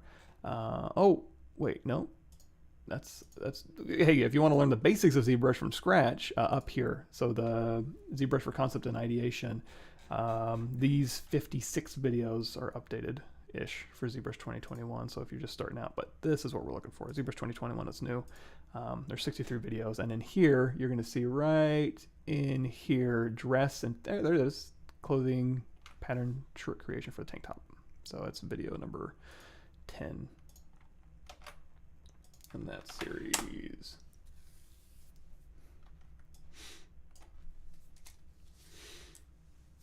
Oh yeah, we were talking about like how to do a cape. Just really quickly, we can go through here and we can say, okay, let's append a plane. There it is. Let's hold down Shift so we can see it. And you know, I guess the cape's mostly going to be back here. So, you know, oops, I forgot. Brush transpose BTR for regular old transpose. So now we would want to go through here and we want to get the, you can do your own spotlight cape thing, but we'll just go through here really quickly and we'll just slice. Let's turn on transparency. Off go so I can kind of see what I'm doing here. So a cape will kind of be like this, right? And then maybe like this. Let's hit Control D. We'll get a little bit more resolution here. So we'll go ahead and say delete lower. Something like this. You know, we can do this too. Slice circle. I don't use that very much. Let's go through here. So we got this, we got this. Let's do a quick mirror. Mirror and weld. So this is going to be our cape shape. And you know what? Let's do another little slice through here. Delete hidden. Mirror and weld here. So here's our cape. And just so I can see it a little bit better, we'll go back in here to dynamic, add, turn off smooth, add on a little bit of thickness here. Just so I can kind of see it. And boy, this is some crusty geometry. Let's turn smooth this up to a 0. So let's go ahead and say X symmetry, zero mesh or half, to size down to 0. Let's get some decent-ish geometry. If I can, let's turn off thickness, see if I can figure out what's going on with this geo here.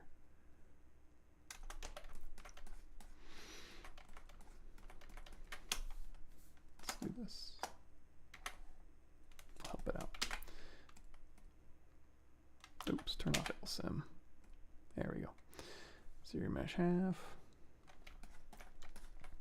And you know what? We can actually help this out. So go through here. I'm going to say you need to come up, and then also we're going to extrude an edge. Yoink, yoink. So we get a little bit more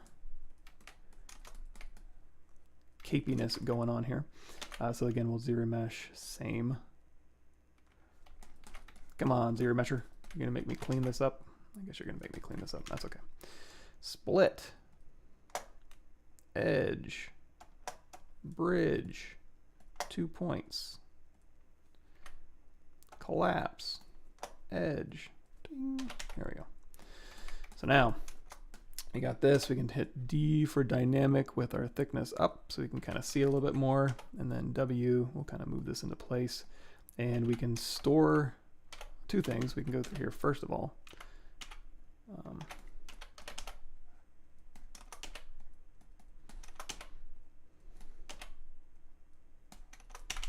Turn off transparency here.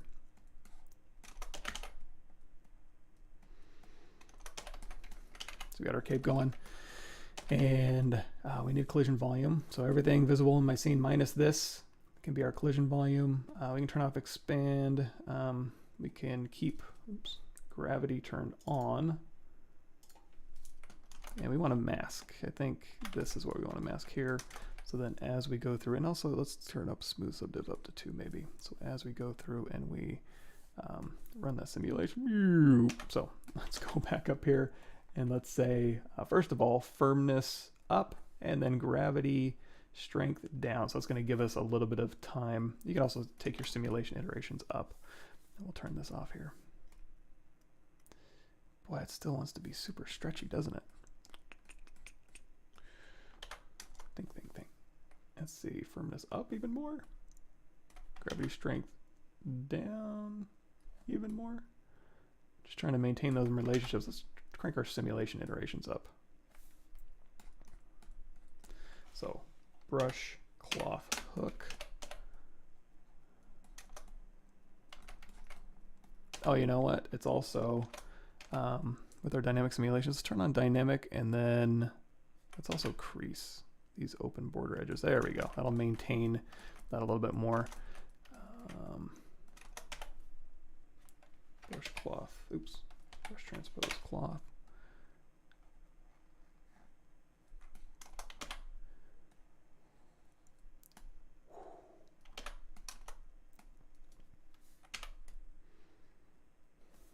Okay, that helps a little bit.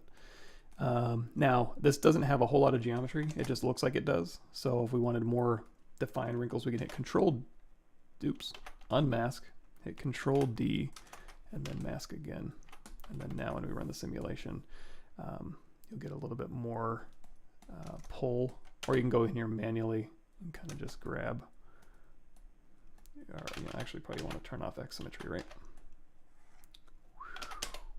There's also a cloth wind, brush cloth wind you can try. Billow this cape out a bit.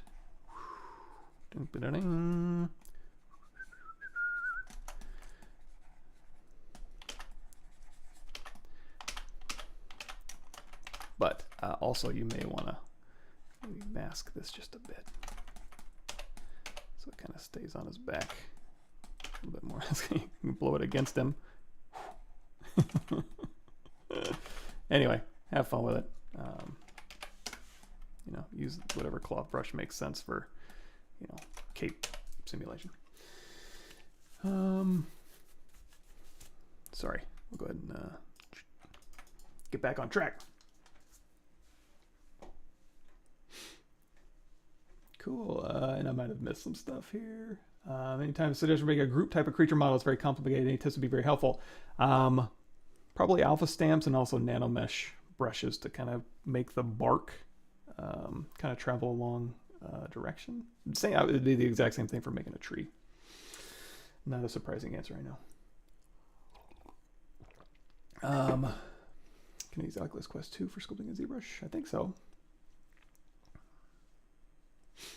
Bark insert mesh for silhouette breaks. Yes, excellent point, John. Yes. Oh yeah. So what John is busy with is what we'll be doing on Thursday. We'll be doing. He's got his Skeptics game right here, and we're gonna go through. I'm gonna do some detective modeling. We'll make I don't know, ashtray, cigarette butts. What else do detectives use? Shout it out in the comments, because I need help thinking of things to model. Magnifying glasses. Hats, trench coats. We'll make a little environment scene.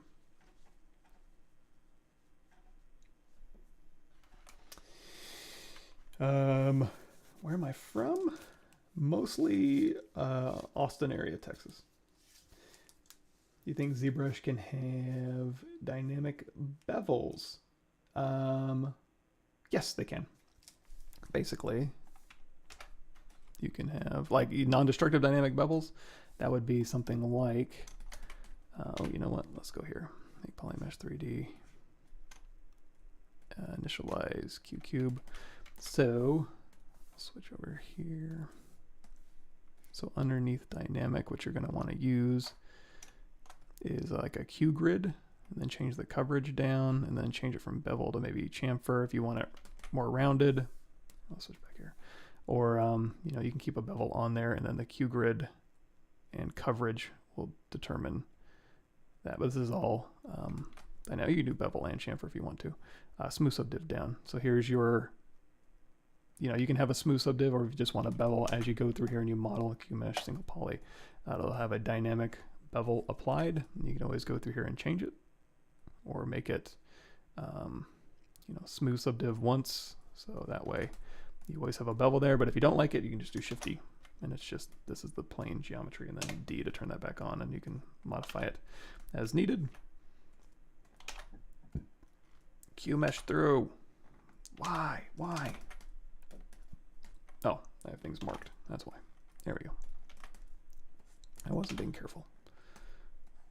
And then again, D. And then Shift D.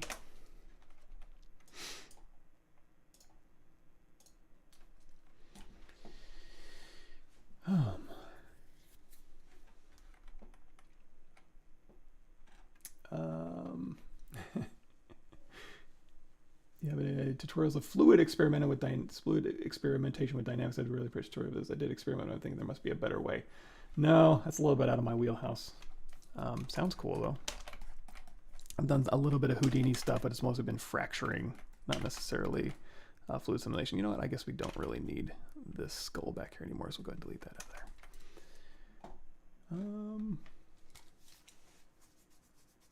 Do you know, like making a reload animation? Yeah, if you want very, very precise reference for that, you can use a game called World of Guns, and that'll actually have a lot of models in there. You can play animations and slow it down and stuff like that. I use that for reference all the time for weapons. Yeah, sorry, that's the wrong name. What do you think of ZBrush costume management? Would be a better way to take place of the Marvel designer? Kind of depends on what you want to use, right? What artist channel course do you suggest for learning anatomy and the primary, secondary, tertiary forms of sculpting? All of them. Never limit yourself. Michelangelo's good. What is the software that you use? This is ZBrush. Share an example of how to use nanomesh to create bark type surface. Literally, just duplicate this off, and we'll go down here to Subdivision Level 1, say delete higher, and then go in here and create a piece of bark.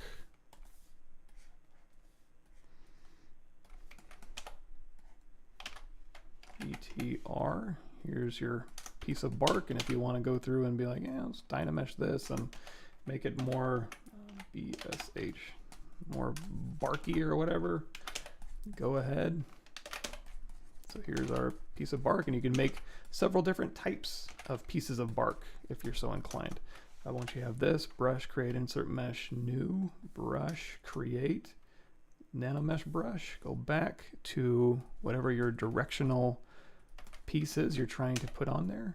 And if you only want bark on side of his head, you can just say, you know what, I just want bark here, delete hidden, and then go in there with the brush you just made, say insert here on polygroup all, and now you have bark that you can now go through here, and you can say, well, let's try and do nanomesh alignment, align to normal, play around with width, length, height, offset, throw some variance in there.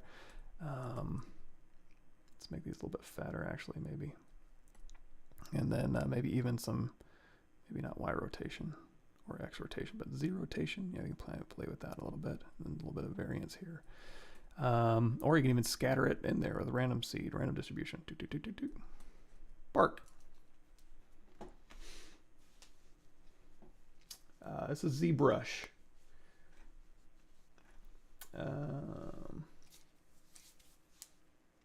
Cool.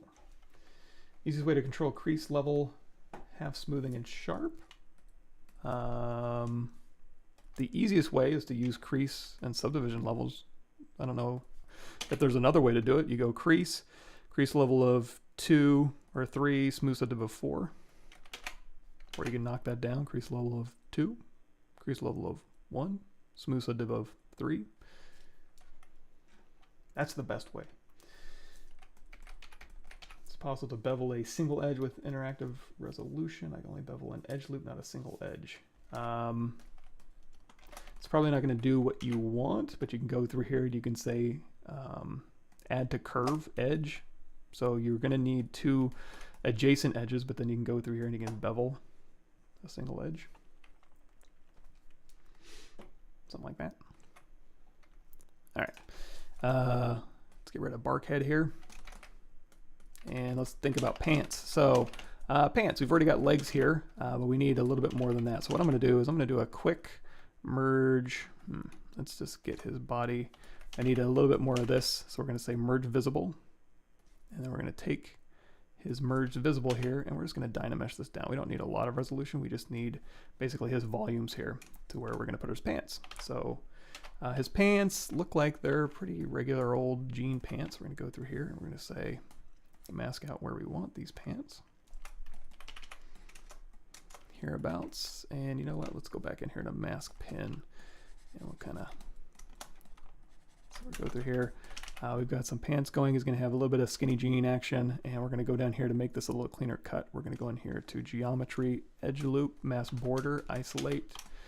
Oops, forgot we already had an edge loop in there, or a polygroup. Here, geometry modified topology, delete hidden, and then we'll do a quick zero mesh half, depth size down to 0. So here's our pants start. Now we do need to kind of flare these bottoms out a little bit. So here's, I'm going to go through here, and we're going to mask, blur that mask, and then just go down here, BTR. And then kind of flare his jeans out a little bit, and we'll go in here to local sim. So it stays, I said local sim. There we go.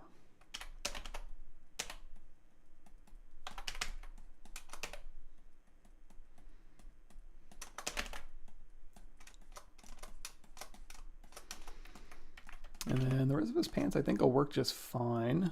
Let's go ahead and help zero measure out a little bit by maybe straightening this out a little bit. We'll go in here with our clay brush, and you can even, you know, that'll be okay. And then we'll go do another zero mesh half. All right, I think that'll work for his pants. Now, unlike the tank top, I'm just going to go through here and cap. Although if we're going to simulate, yeah, it should be fine. Close convex hole here and here. Isolate, Control W, make those our own polygroup. So as I start subdividing this, I can also go through here and do a crease PG, which is creasing our polygroup. And I'll keep those edges nice and crispy for us. So let's go back to our guy here, and we'll append them pants right back on here. And these legs, in fact, we can just turn those off, I believe. That'll be the start of our pants here. So we'll go ahead and give ourselves a little bit more room.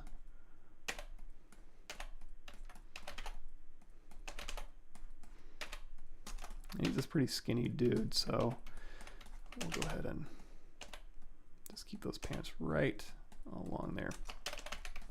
And actually we need boots as well.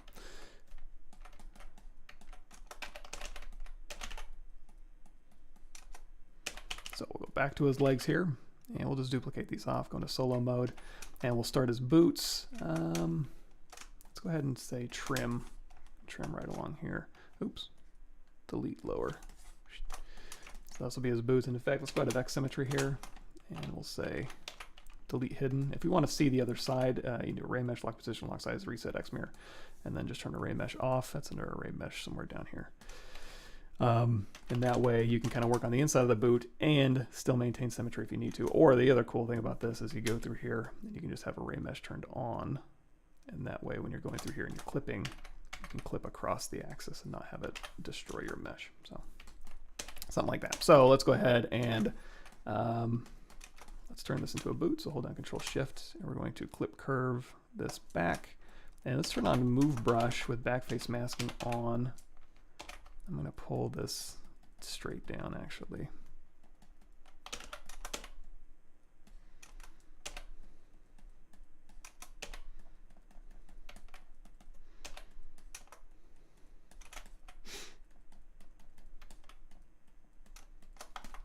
Okay, and let's go ahead and dynamesh this. And then again, we'll just clip this on back. So this will be the start of our boot. And if you've seen the other, we've done some other live streams. I think we're doing like Bebop. Yeah, he's the pig guy, right? Rocksteady's the rhinoceros. We did a Bebop sculpt where we did a pair of shoes, very similar to this. Just kind of going through here and getting that base bottom shoe shape, and go through here with H polish and trim this up a little bit here. It's F. And let's turn our smooth brush back up. So just kind of getting our boot shape, and in fact we can go through here and inflate just a little bit because it's got to go around his foot, and then also the boot itself will be obviously thicker around the ankles. So we'll kind of get rid of this detail here that won't necessarily show through on the boot. Might behoove me to actually grab some boot reference now that I'm thinking about it. But again, we're just going to kind of clean this up here, go in here with our H polish brush, clean this up here, turn off back face masking. And this will be the start of our boot. Let me Google boot real quick.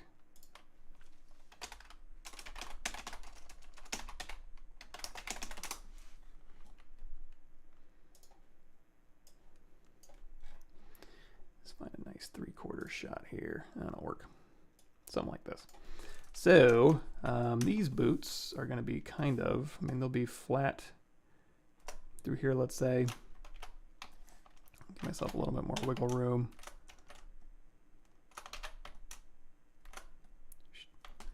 And then they'll kind of tilt up.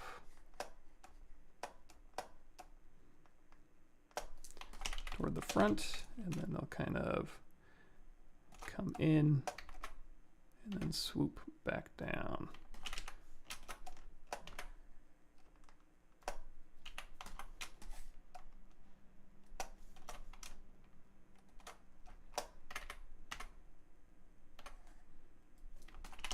Something like that.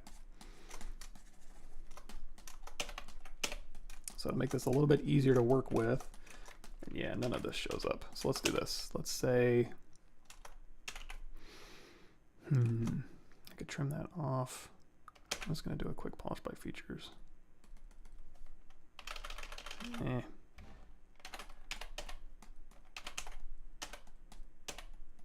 Let's also drop this resolution down a bit. We don't need to work with that much if we're just getting our volumes out. There we go.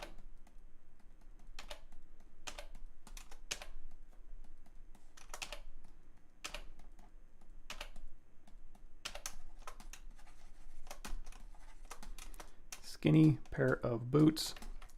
So now let's make this a little bit easier to work with the power of ZRemesher. So we're going to go through here and we're going to say slice here, and we're going to say slice this top off. So Control W. We're going to slice the top, and we're going to slice this bottom heel, and we're also going to slice through here.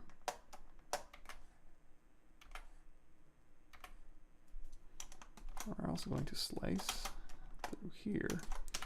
So now this part of the boot, you know what? It'll also kind of slice through here. So this part of the boot's going to be separate. So I'm going to go ahead and say split hidden. And then this part of the boot down here, I think can be ZRemesh fine, but let's go ahead and simplify this. Let's take this and this. Say delete hidden. We're going to go over here to masking. Let's close some of this down. We're not in here that much anymore. We're going to say mask our open border, invert that mask, and we'll go ahead and say polish by features.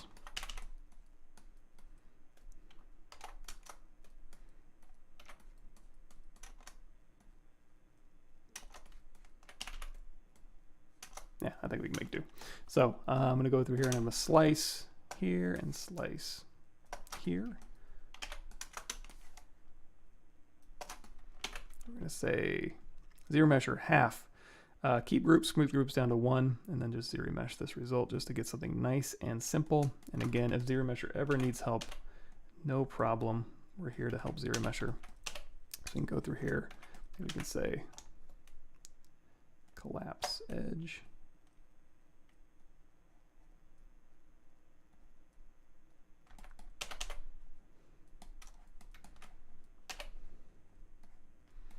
Again, don't make ZRemesher think too hard.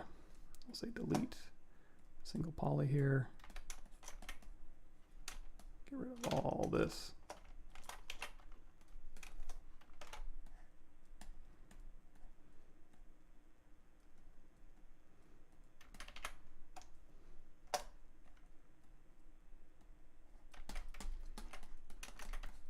And we can also flatten some of this out. So let's hit W, control tap this one, and we'll say U flatten.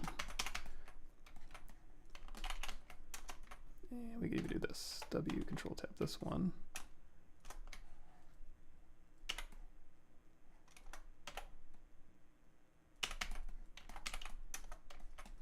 Yeah, that didn't work that great. Okay, so again, ZRemesher half, keep our poly groups here, and we're just trying to get something nice and simple. This will probably work. We could even simplify this. Insert single edge loop, get rid of it. Hold down Alt and then put that back in there to flatten that out. And then all of this here, let's do this. Let's say mask by features border, again, invert that. And we'll just mask all this out. We'll just pull this up so it kind of flattens that. So again, we're just looking for an easy profile here. And you could do more. In fact, if you want to do, this might be better. So here on my ArtStation page here, there's a boot tutorial. This will kind of take you through it. And again, on my live streams earlier, there's another shoot tutorial as well. But basically, now that we have that, let's say solo polyframe turned on. We can go through here now, and we can say extrude all polygons, and we'll go ahead and pull this up. And then now, I hope we can say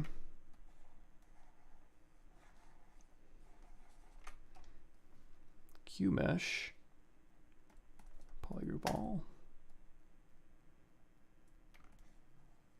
Let's do this. QMesh, tap Alt, polygroup all, and then we can just QMesh this up again. So that way, now we can actually slide this around. Slide, actually complete. There we go. And let's do a quick group by normals, just so we have decent normals all around. We'll make sure our silhouette's okay. And now we can keep this kind of separate from the rest of the boot here. We can actually drop this one down a bit. It looks like, yeah, this should come down. Looks a little bit flatter in my reference. Although this heel can probably also stand to come up a little bit here. Scale this out just a bit. And you know what, let's do one more. QMesh. That'll work.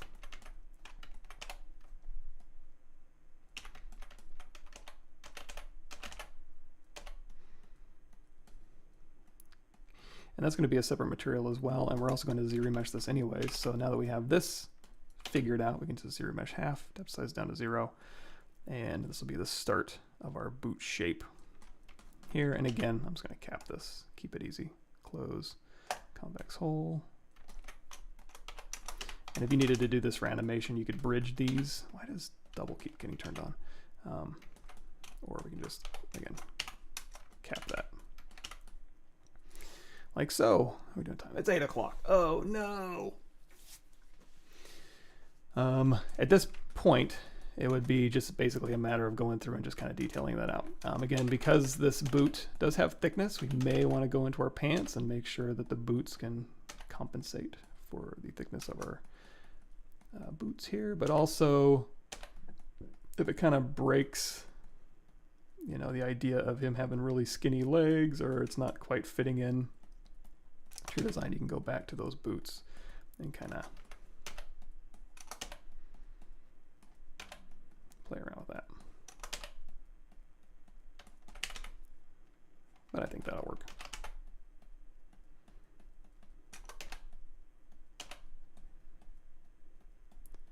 But it's actually okay, I have to stop because I have to go pee really bad.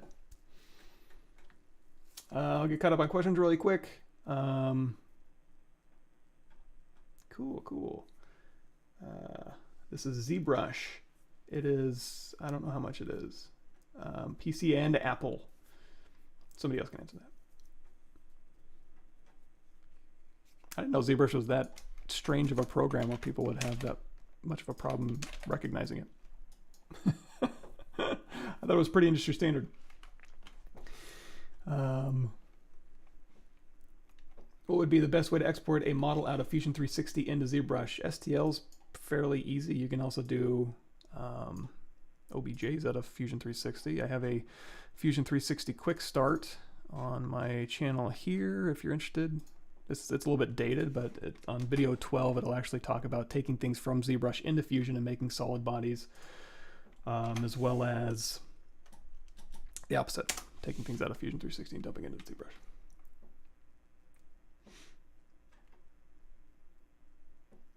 Cool. ZBrush is actually pretty old. It's been around. I'm pretty old, so I was in college using it.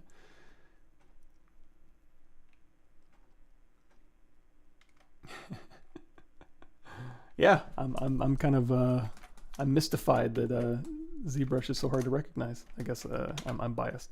Let's go ahead and do a polish by features closed circle and just kind of smooth out that a little bit here. Let's go ahead and turn these back on, and we'll call this a day. So we got our death guy working. We've got his pants, we've got his jacket on here, and then the only thing left to do is give him a big arm, a chain, a belt. All this stuff should be pretty easy to do. But again, I gotta go.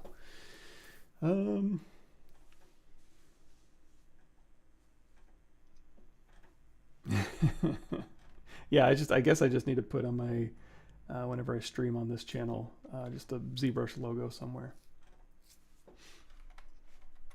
Upper part of the body doesn't match with the lower parts. Should.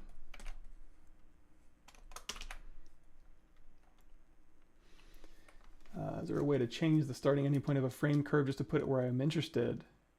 Are you talking about swapping the start and end point? No, but you can do two different versions of the same IMM brush. You just rotate it 180 degrees. So one of the IMM brushes will have an anchor point, a start and an end anchor point. If they're different, you would just choose the other one and it'll switch the direction that your IMM's going. You can also use lock start and lock end, if that's what you're talking about. But I think what you're talking about is flipping it.